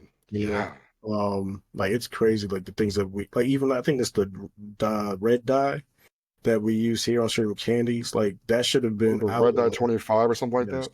Yeah, it should have been outlawed years ago. And we eat it every day. Like if you eat a pack of Skittles, you're eating that type of dye. You know what I'm saying? If you Hmm. eat certain types of candy, you're taking that stuff in every day. And yet it causes issues around cancer and those types of things. So it's just like at a certain point, I think once these companies they deal with some level of liability, like no, we're going to sue you until you're bankrupt. That's when they will start to make sure we eat healthy. But until that time, they're not going to do that. They have lobbyists in Washington who are covering Hmm. the ass, making sure that they can get away with certain stuff. So they don't really care about that. And it's Red Dye 40, sorry, not 25, Red Red Dye Dye 40. 40. Gotcha. And it's in Gatorade, it's in Lucky Charms. I freaking love Lucky Charms. That's so upsetting. It's in Fruity Pebbles, Fruit Loops Pop Tarts, bro. Get so the Gatorade and the Powerade, both red, Yo, right? But you know what's even crazier, right? Is the Doritos. It's in Doritos too. So when I was over in Croatia a couple years back and I got a pack of Doritos, I looked at the ingredients and there were four ingredients on it. Mind you, there's about like I don't know, 20 plus ingredients when it comes to these chips in America. But Nothing over against there, them. there isn't because red dye 40 is actually banned in some European countries, Wow. actually in a lot of countries. And I look at it, I'm like, you know what? Let me try this out. Let me see how this tastes. And if it's disgusting, I'm gonna throw it away. Right? It's supposed to be healthier. I tried it out, bro. I bought 3 packs and I loved them. They were so delicious. And I can taste the healthiness in it. Like I don't feel like I need to continue going for that next chip. Like Yeah. when you're eating chips, you feel like, you know what, I want to One eat more. just Yeah. one more, and before you know it, you're at the bottom of the bag. Yeah. When I was eating those chips, I thought to myself, I'm gonna have that same effect because I'm so used to that, right? Here in America. And I opened up one of the bags and I had like, 7 or 8 chips, and there was still half the bag left.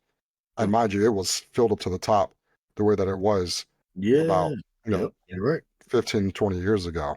Now it's like, what, 20% chips and 80% air in the bags in today's Thanks. market. But so I I bought 3 chips and I thought to myself, wow, this is amazing. I'm gonna have these for like at least 3 or 4 days when one bag can last me about 5 minutes in America. That that just it does boggle my mind because again, like you even mentioned, just the fact that we don't get as much food as we used to in the bag. I remember you could get a 25-cent bag of chips, and Hmm. that would it wouldn't be completely full, but it would be enough, right? Yes. Then it became 35 cents, and then 50 cents, and then Hmm. 75, then a dollar. But even though they were charging more, they were putting more and more air in the bag, right? So like Yes. you're paying for more air than anything else. And like you said, and then what they do is the ingredients are made to make you want more, right? Like Yep. that's why with candy, right? We eat so much candy because it doesn't fill you up. It just makes you want to eat more and more and more. So it's one of those things. It just really, it just shows that there's a level of interest in business, especially in this Hmm. country, where it's just more about how can we make as much money off these people as possible. I don't care if they're healthy or not. I don't care if they have the money or not. Let's just get this money. It's because we have that choice, right? And that's what they're gonna, you know, stake it on if there was ever a lawsuit or what have you, saying you had that choice to buy that item and Mhm. you consumed it.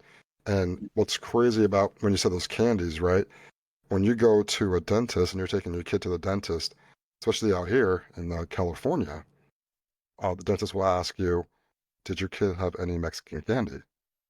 They ask you that because of the Really? Mexican candy. Yeah, the Mexican candy is actually really bad for your gums, for your teeth, for your throat.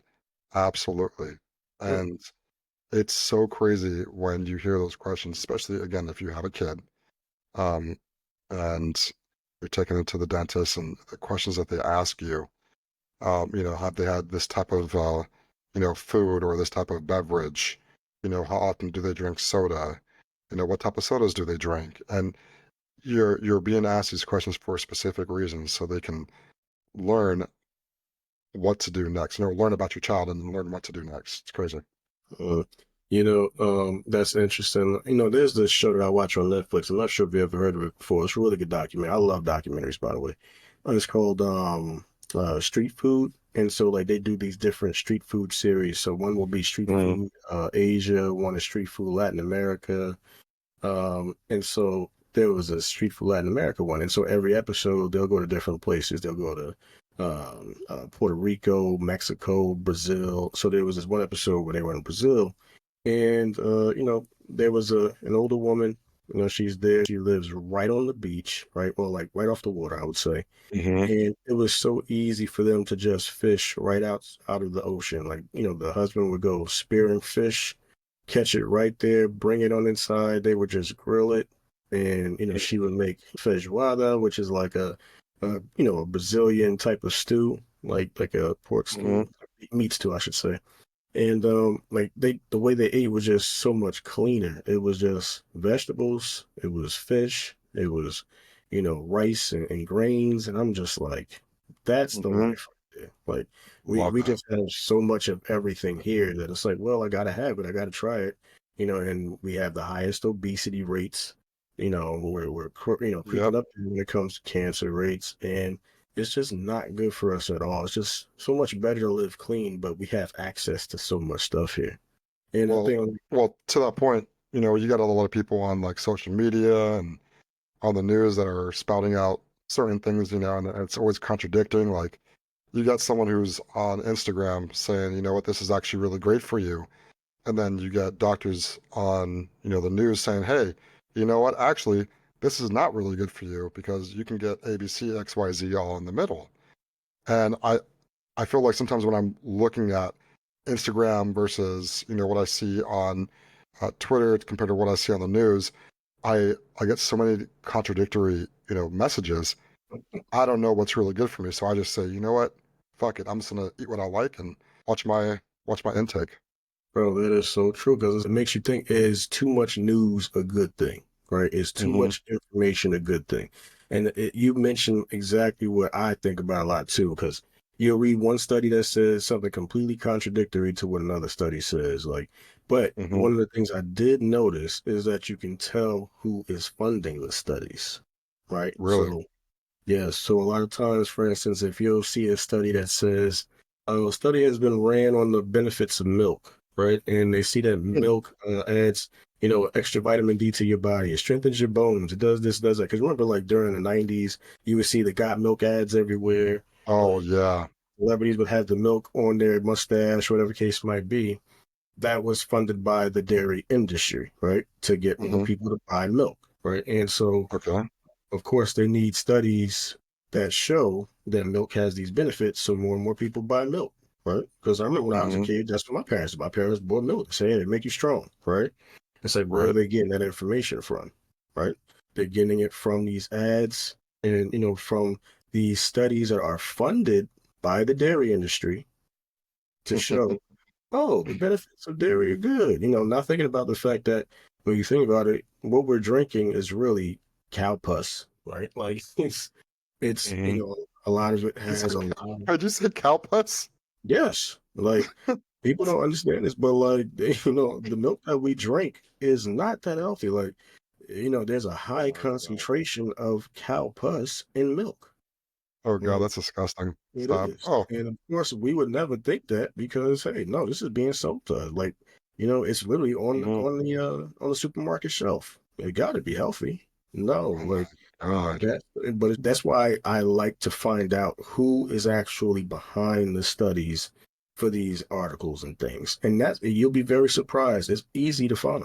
Like you'll be like, oh wow, I had no idea. Okay, so I know this is funded by the tobacco industry, or I know this is funded by the weed industry, like maybe dispensaries. They're saying, okay, the effects of weed are, just that it makes you feel good, it doesn't affect your heart, this, that, and the third.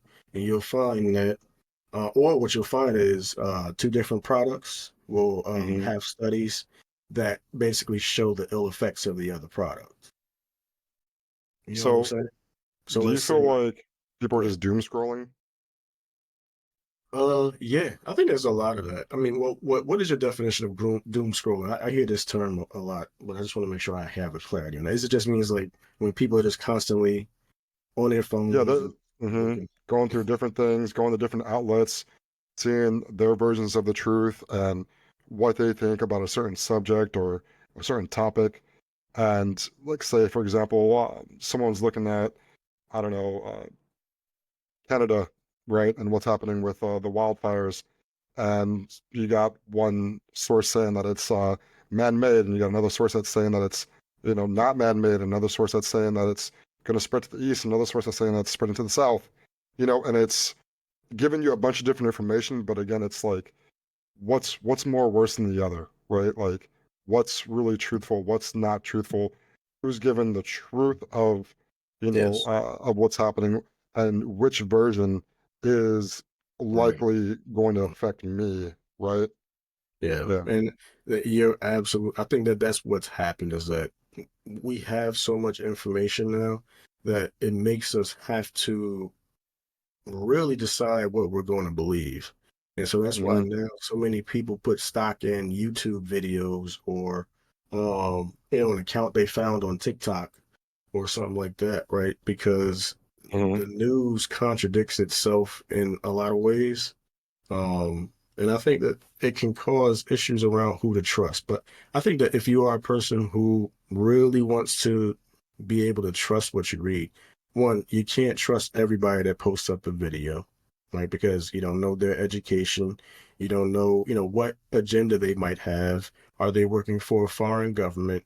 Are they Hmm. working for a specific industry? We have no way of knowing that unless we actually look first, right? So a lot of times I feel like people in this country, just in general, like we're very quick to just believe the first thing we see, right? Hmm. And we cannot do that. We have to, you think about when we used to write papers or, do research, you couldn't just grab from one source.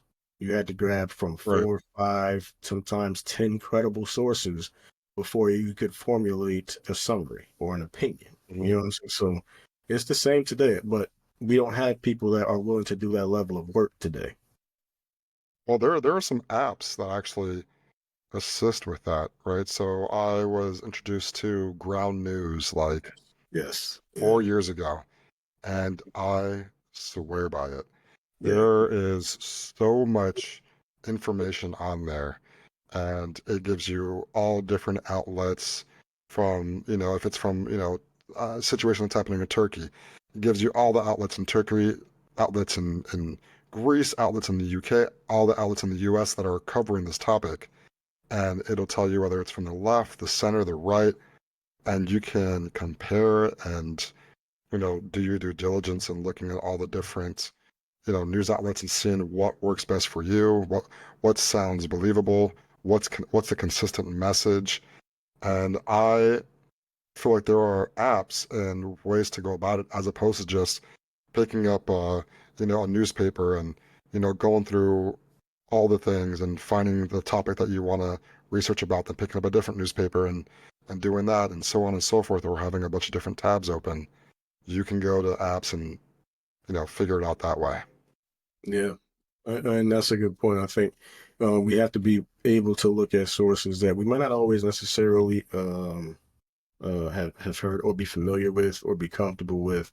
Sometimes we have to look outside of our own country to get some of the most accurate news, right? Like Yes. uh, Yes. we have to look at countries like, like for instance, like the BBC news organization, I love Al that. Jazeera, like a lot of those places, they really put together, well put together information, from an unbiased perspective, right? Because they don't live here. So it's like, hey, we don't have Mm-hmm. a vested interest in what you do, what you don't do. We're just going to put out the facts. And I like that. For BBC, I just want to make something very clear. Because of their British accents, it makes them sound a lot smarter than they are. Just throwing it out there. Like, I can I listen think to anybody with a British accent and feel I, like I'm in a story. yeah, it does give a level of like sophistication of like, yes, I Yeah. went to Oxford. You know what I'm saying? Like, And here are the news for today. And I'm like, oh my God, you sound so smart.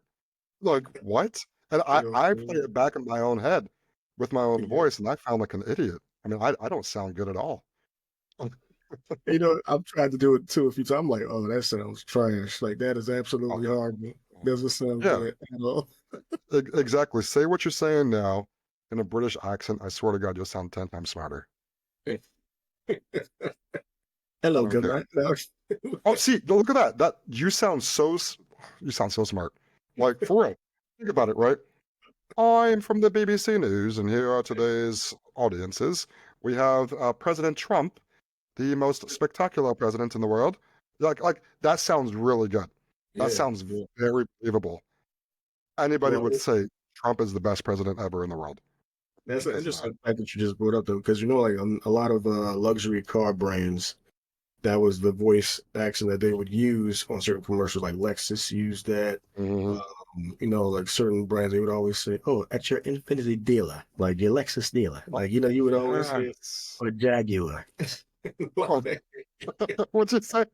Jaguar," and I'll be like, that sounds like a luxurious vehicle. I think I'll go to the dealership and check it out. Let's go." I do that too. Like I listen to those accents, and I'm like, man, that sounds so good. I wish one day, one day. Yeah, so when we're thinking about like, you know, the news and stuff like that, like for instance, I was watching Neil deGrasse Tyson, who Mhm. absolutely like this guy's amazing, man. Like he's one of those guys that when he speaks, I'm literally just like glued to the screen because like he speaks with such like oratory capability. Mhm. He's super smart. I think he's like an astrophysicist or please forgive me if I don't know the exact science that he's a part of, but I know he's in physics. Right. And I know it's just his level of capability of being able to explain science is amazing. And so, the conversation was around, what's trying to be done around Mars travel, like being able to actually colonize on Mars. And we know one of your favorite people, Elon Musk, he's actually pushing to make that move. And the question was asked of Neil deGrasse, like, what do you think about this? And what he basically said was, listen, you know, this will never happen from private money. And they were like, well, what do you mean? Mhm. And he's like, if you think about all the major space travel initiatives that have ever been done, it's been because we were trying to beat another country. Right. And so, what happened with the moon, the race to the moon, all of those things, it was because, countries like China or Russia were saying that, hey, this is what we're looking to do. So that created a race in technology and science to see who could do it first because that's their way of bragging rights, like to be able to say, we did it first, right? Whose dick is bigger? Yeah. Exactly. And it's Mhm. like, that's one of the things that he said basically is missing from this initiative is that there aren't multiple countries looking to do this. The second that multiple countries begin looking into this, that's when trillions of dollars will be literally invested into this initiative. Until then, he Right. doesn't see that happening because you have to think about all the things that have to happen with traveling to Mars, right? You got to terraform Mars, Mhm. which means that you got to basically make the land livable for humans. You got to, Yep. you Set up an know, Airbnb. yeah, exactly. You got to set up the Airbnb, you got to set up a payment system, you got to make sure there's a bar up there, with, the proper gravity level so your drink doesn't go flying in the Yes. air. Like, you know what I'm saying? Like, You gotta colonize that shit. exactly, man. It's so much to put together there. And so, he was just like, listen, a hedge fund or, a private equity firm, if they hear all the money that would go into it, they want to say, okay, do we make any profits off of this? No. How Mhm. much will this cost? Almost $1 trillion. How long will it Mhm. take? 20 to 30 years. No, we're not investing in this. So it's Yeah. it's one of those things you could tell it only is a passion project for him, and it's again, it's like you can't even really do full self-driving cars yet. I don't think we're going to Mars, but Well, you made a good point, right? You said that um, there's no other countries that are competing with us when it comes to going to Mars. But mhm. when it came to the moon, you got all these other countries that were competing. And the number one thing that helped the US push that forward was Americans' taxpayer money. Oh That's yeah, words, all that. So you have to get the people on board, right? And if the president wants to be successful, if the government wants to be successful in this, they need to get the American people on board because ultimately, with their backing, that's how they can afford, with all these experiments and getting this project, that much more forward yeah, in action than just being an idea. Um, so I think, if there was other countries that were involved, openly involved, China, Japan, Russia, what have you, that would push, you know, our government to say, American people, we are now in a race with all these other countries. Let's show them what America is all about. And obviously, what we would do? America, baby. Let's do it. I'm giving you all my money. hmm. And it's unfortunate, but we have this theme of American exceptionalism, and Or, but is that really true? And the answer is no. Like we are not. Healthcare is abysmal here. As we talked about before, food quality is bad. rates or by shootings and guns is through the roof. Hmm. Drug abuse rampant. Um, Yep. it just there's so many things for us to really buckle down on. But let another country say they're going to do something first, we're right there, and we will use all the tax dollars Hmm. at our disposal rather to, you know, to, make sure we're first. And it's like, for what? What do you get from this? After you do this, then what? What's next? I mean, then we kick all the, Martians' ass, and then we, you know, tell them that this is now our land, and we we Colonize worlds, right? we colonize the fuck out of them. We, exchange rare materials that they have for, M&Ms and Skittles, anything with, red dye 40. Um, 'Cause obviously we want to make sure that we give them all the bad things, and yeah, Yeah. that's what you do. Have you ever seen that movie Don't Look Up on I Netflix? have Uh, seen that, and bro, you have to watch. If you haven't seen no, it, no, I did see it. I did you see just it. did. It's a It's the no, movie with Leonardo DiCaprio. yeah, he did such a Oh man. he is so good. Who's the other dude? Oh, Jonah Uh, Hill, right? Jonah Yeah. Hill. Yeah. Yo, That he movie, played such a good role. man. And it just makes you think, like, in that movie, they find out, like, hey, the earth is not going to last much longer. We gotta, make sure everybody knows. And so Hmm. they go on all these shows. They start becoming seen more and more, out in, just out in the world, becoming small celebrities on their own right. And it's like, this is not why we're doing this. We're literally here to tell you, like, all this stuff is going to be gone soon. Like, Right, you know, and the newscast, they were thinking that they're crazy, right? right. They're like, oh, Hmm. yeah, like, right. Like, this is happening, sure. You know what I'm saying? They were just making light of it, cracking jokes. And he's like, what the News. hell is wrong with y'all?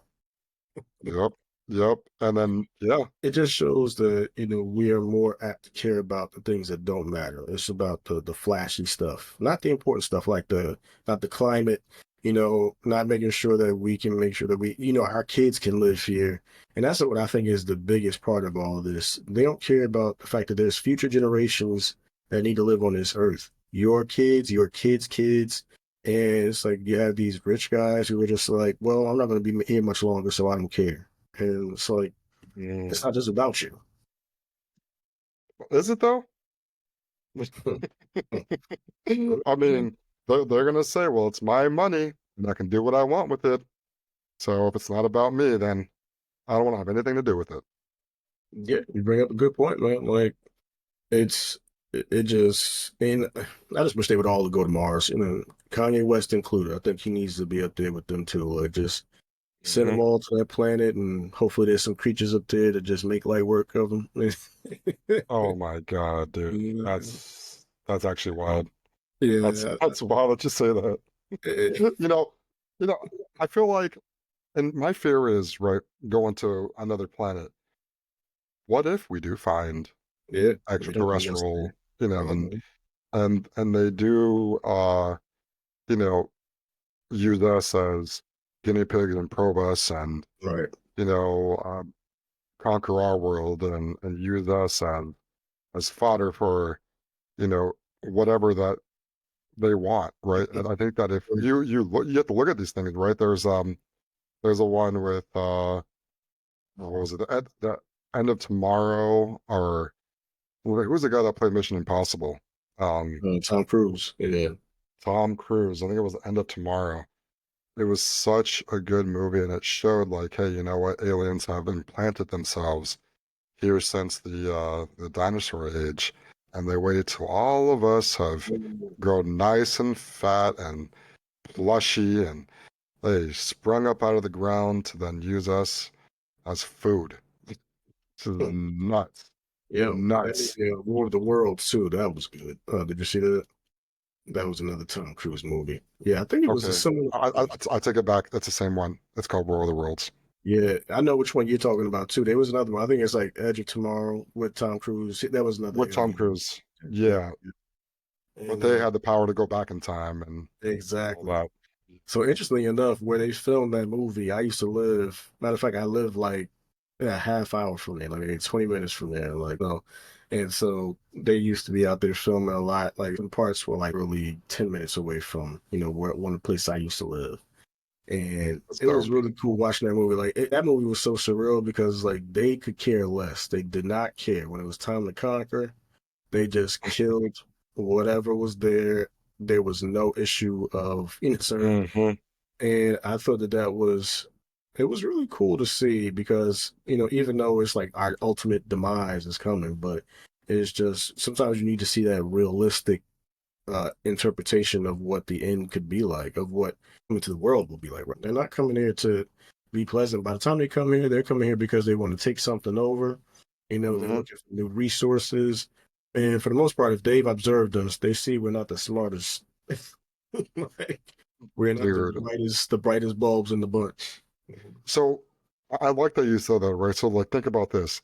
If the whole entire world were to, become one, like every single person work together to make our race that much better, to propel us forward, do you think that we could, transcend where we're at now if we put all the minds, all the bodies, all of the people together to make our world that much stronger? Do you think that we can become a better version of ourselves, or do you think that we'll just, you No, know, there's too many dumb people.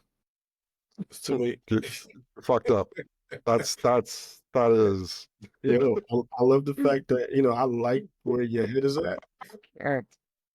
But it's too many fucking dumb people, man. Like, not enough people want to read, and the few scientists that we have left, they're trying to basically call them out and say that they're not smart.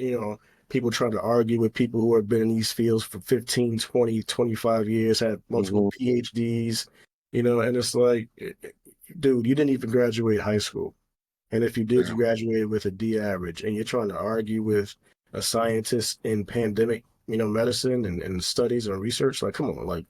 So for me, I would love to say I would hope for us to be, but there's not enough smart people to do that. Like, we don't have enough genius level talent. Now, if you're talking about globally, I think that we have enough global minds.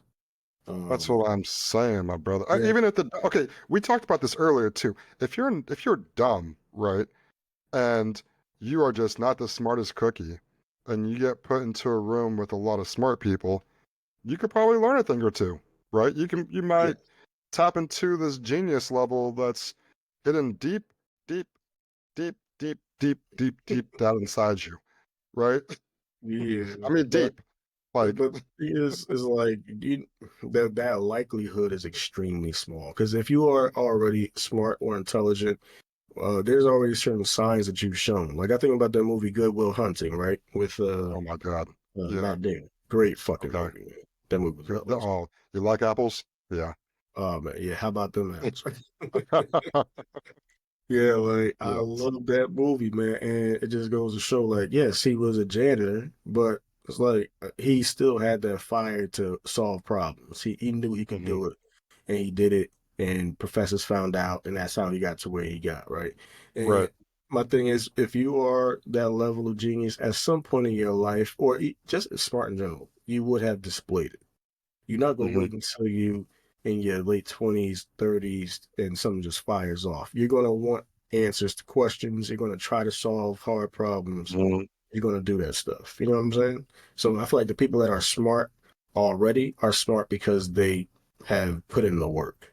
They knew that they had a gift, or they knew that they had a study that they wanted to follow, and they followed. You think that's true for everybody? Uh, I do. I think yes. I mean, like the only reason why I would say maybe differently is the fact that some people don't have access to certain levels of education, maybe, or certain levels Hmm. of ways to show what they're capable of. But at the same time, I feel like some of that stuff does come out. Like, Right. um, but I do agree with you. I think it's all about where you live. It's all about what you have access to a degree. So if we start to integrate bad zip codes with good zip codes, then we might have some next level genius that's Mm, hidden in the pack. I like that. I Yeah, like that. yeah, yeah. Yeah. Yeah. Yeah. I mean, no, real talk. But if you think about it, that's what magnet schools are, right? Oh yeah. Like I went to a magnet high school. I think that it was very cool for schools to be able to pull people from different zip codes, different areas all together. Like the school I went to was very diverse. You know what I'm saying? And all types of types of kids. And I went to a school for the arts. So, not only that, but everybody was kind of eccentric in their own way, right? Like Hmm. Hmm. everybody had a different view of the world. You had musicians there, you had drama majors, you had people in like television and production, you had people in art, sculpture, all Hmm. these different things, right? And so all these views, all these people coming together, and I think that that's what you can do with a good magnet school type of program. But it all depends on, your state. If you're in a shitty state, that state doesn't care about, what you can learn or how you could push your brain. They don't look at stuff the same. And that's always been what bothers me. That's interesting. Um, when you talk about different schools too, I was having a conversation with one of my friends, and he was talking about how things have changed since back in the day. How back then they would have pamphlets and books that you open, that you write in, etc. You never had any type of like audio learning. And now kids are, equipped with laptops in high school, and they're, you know, being taught through a computer more so than the teacher, that the teacher is doing less talking. And most of the, examples and homework is being brought through a laptop.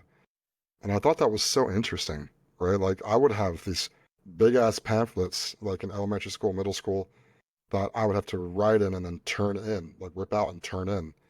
And Hmm. at the end of the year, if you still have some papers in there, you didn't turn in an assignment. If you had all the papers, out of your little pamphlet, that means that you did all the assignments and you deserve an A. I That's thought that was absolutely, pretty interesting. yeah.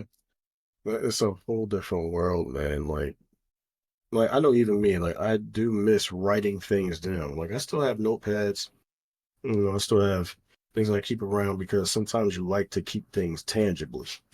Putting everything in a laptop is great because that's where everything lives. But there's something to be Right. said about being able to touch, a pen and a piece of paper and put something down and know that you have it somewhere you can go and grab it. You know what I'm saying? Like Hmm.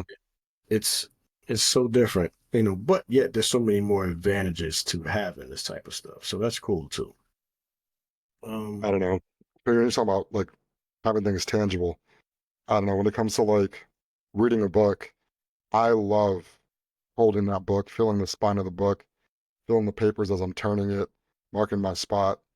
I love reading so much, and I find it, kind of therapeutic to read, and also helps out with my eyes, right, and remembering and all those things, and it keeps me, always wondering like what's next, what's gonna happen next, why did they do this, and I'm always like wondering things and thinking through things, and it helps me understand, certain things in life as well. But I was introduced to a book that's, only audible, and I tried listening to it and I just could not get into it. Like what's your take on audio versus like paperback? it was I actually do both. So I'll go to Barnes and Noble. And typically Hmm. when I go on a binge. Like I'll buy like four, five, six books. Oh, I Um, love that. yeah, like I'll just go and I'll find all the books I'm looking for. And a lot of times I don't even go necessarily looking for a specific name. I'll go just to see what exists, and then I'll be like, oh, this looks good. Let me pick this up. Okay. And typically the books I get are not really fiction. They're more like business books, like self-help books, learning how to do things a certain way, learning how to improve your mind or just your thought process and stuff. And Okay, so like 48 Laws of Power. yeah, yeah, like and what's funny? That's the audiobook that I have. Oh my God, stop So it. 48 Laws of Power is actually audio for me. but I have a couple of great books. Start with Why, by Simon Sinek. Excellent book. That guy, Mm. honestly, if you don't know who he is, gotta look him up. In fact, I know Mancuso actually does a lot of videos with him. Like this guy is like super Oh, brilliant, okay. super brilliant. Other books around. There's another book called 13 Things Mentally Strong People Don't Do. Great book. Mm-hmm. Another book called From Good to Great, like just business books, really good stuff that just pushes you to think about how to change habits, right? Just doing things a Mm-hmm. certain way. And I feel like, yes, tangible books are great because you know when you're kind of getting to the end. That's what I like about them, right? I think with electronic books, you really don't really know where you are. You know what I'm saying? Like you can hold a book in your Oh, hand and you know you're flipping pages. So right. you know you're getting somewhere. Whereas audio or, like an actual ebook is kind of hard to tell. Yeah, man. I've done the ebooks, right? And I've enjoyed it when I have the book in my hand and I'm following through with it. But then I often wonder, like, why don't I just read the fucking book and skip out on the audio? Yeah.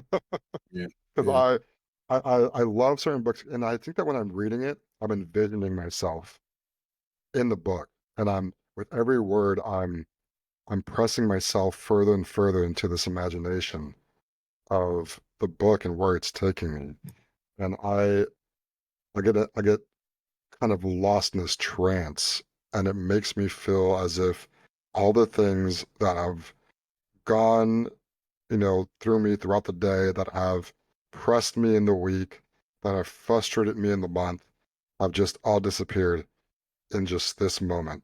And that captures my very soul, man. That's dope, man. Yeah. Yeah.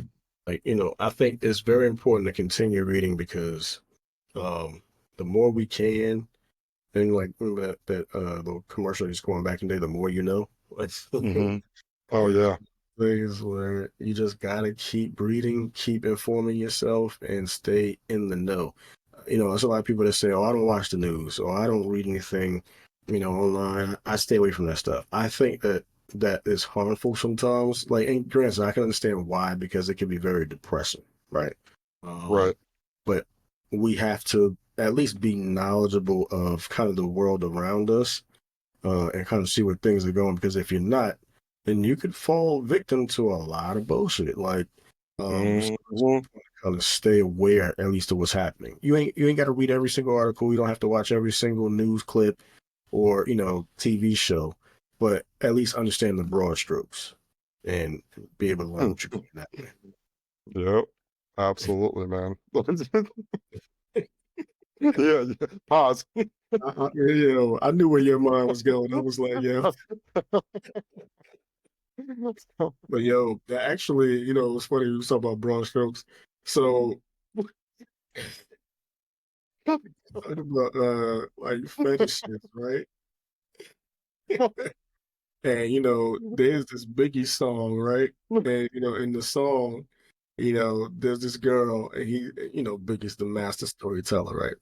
And so Uh, the girl says, "Big, I want you to take a dump on me," right? And he's like, "What?" what the fuck? And she's like, "Yeah, I want you to, do some like number two on my body, like on my stomach." And he's like, "Girl, you crazy? I'm never doing that. What's wrong with you?"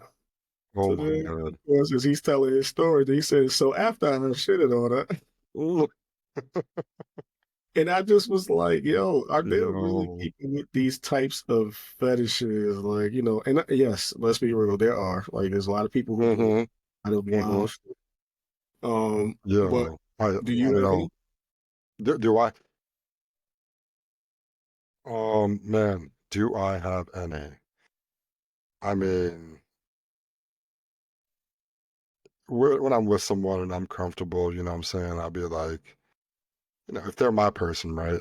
Be like, And granted, look, I'm not trying to get too crazy like, because I don't need to know all that shit about you, bro. Like, like, just so like, we clear. Like, put your feet in my fucking mouth. Yes, that's the. I'm crazy, bro. That's like, I don't know. I can't even get started. But yeah, I'm not gonna tell you all the secrets, bro. no, no, But no. That's like, actually, yeah. Yeah. I've had this chick, and she was like, "I want you to slap me." And I'm like, "No, I'm first of all, you're a little white girl. I'm a big, black man, and I'm not about to have this on my record." Right. Exactly. And she was like, "Okay, slap me, like pull my hair, throw me down, choke." I'm like, "Whoa."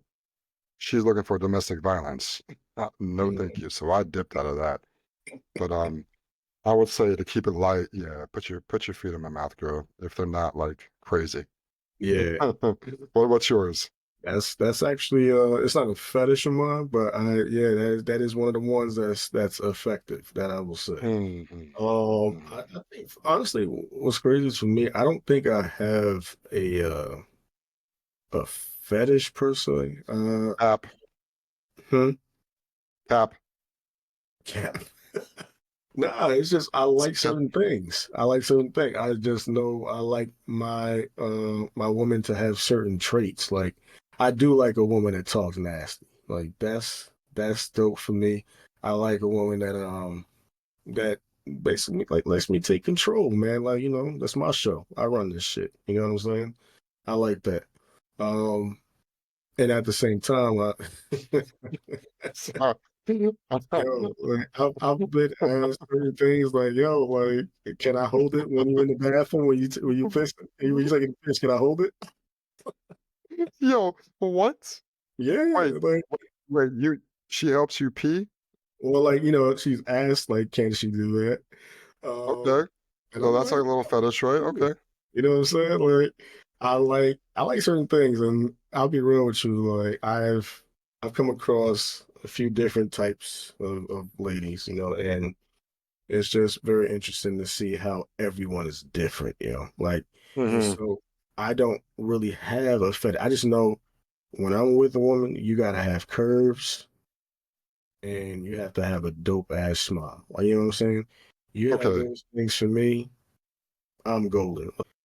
I love like my if I'm with you, like if I'm with that woman, like your body is my playground.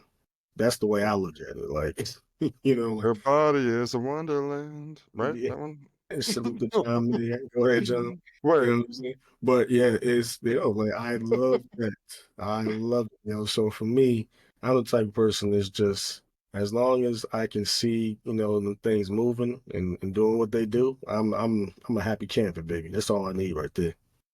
have you ever dated or been with a tall chick? Like, Yes, yes. Yeah, I how was with how tall? How tall? she was 6'1".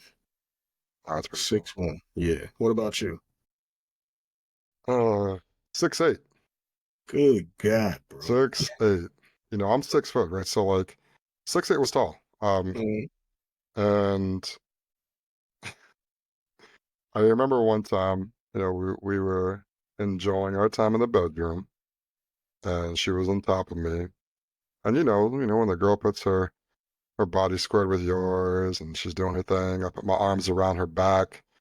I'm laying down. She's on top of me. It was good feeling. Then when she stood up, my arms were still holding on to her.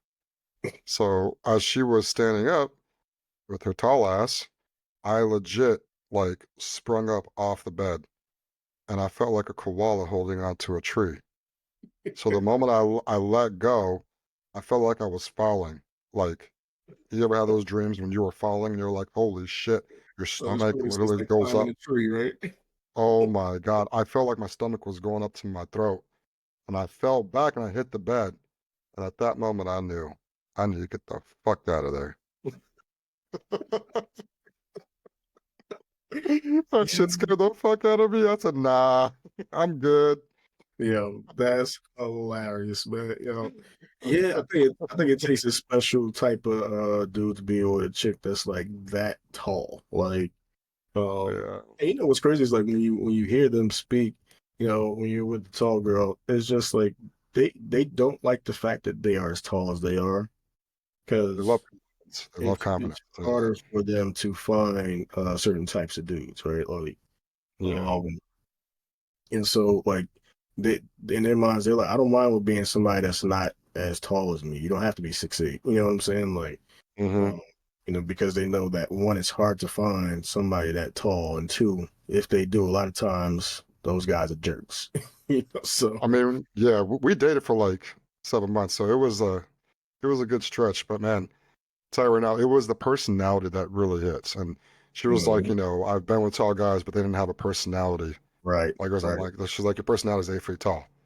And I'm like, Mhm. listen, I don't care who you are. I'll knock you down I'm to size. not- That's a fact. My personality will.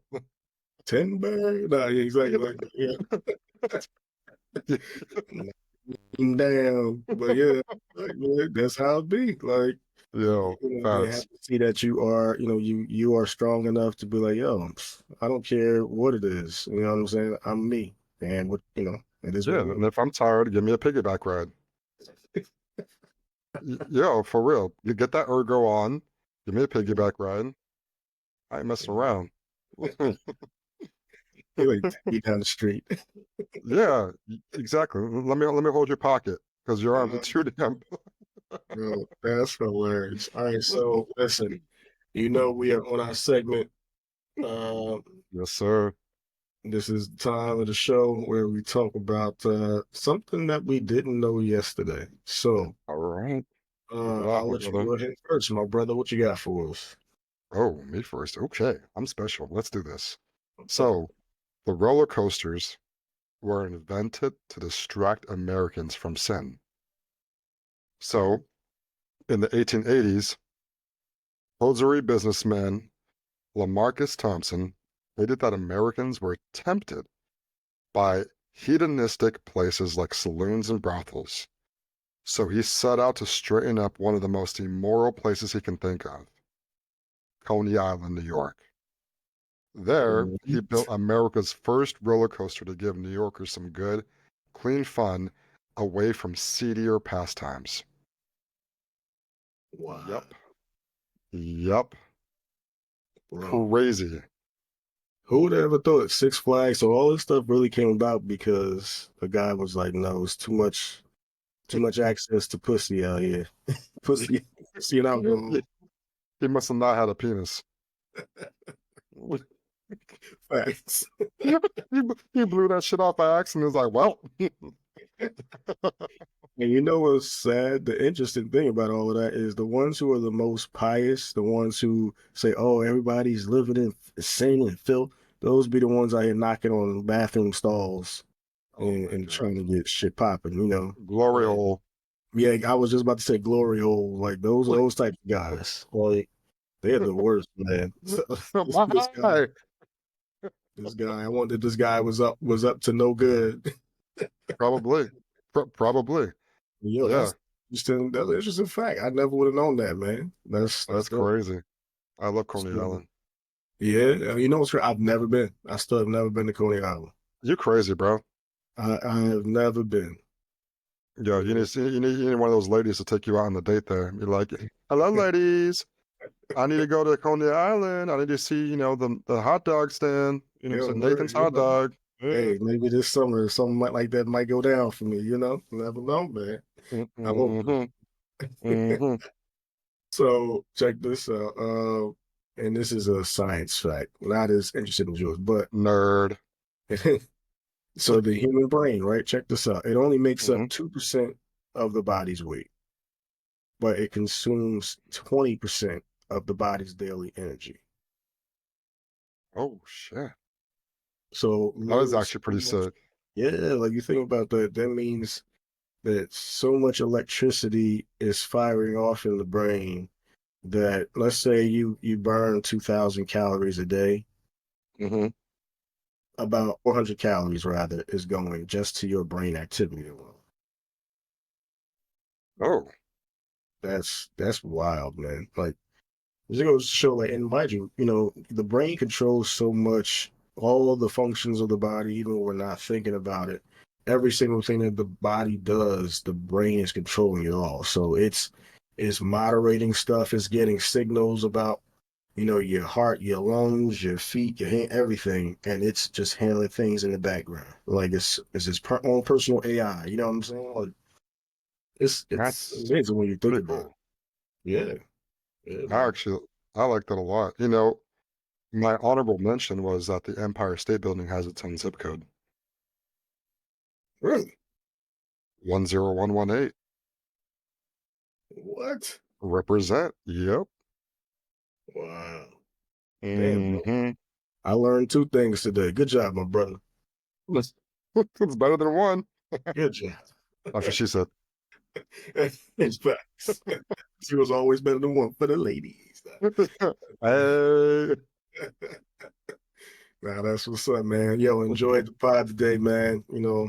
Uh, So, this is number four, man. We four in. yo, four. That's crazy, dude. Four That's episodes. crazy. It's Yes, only gonna get more.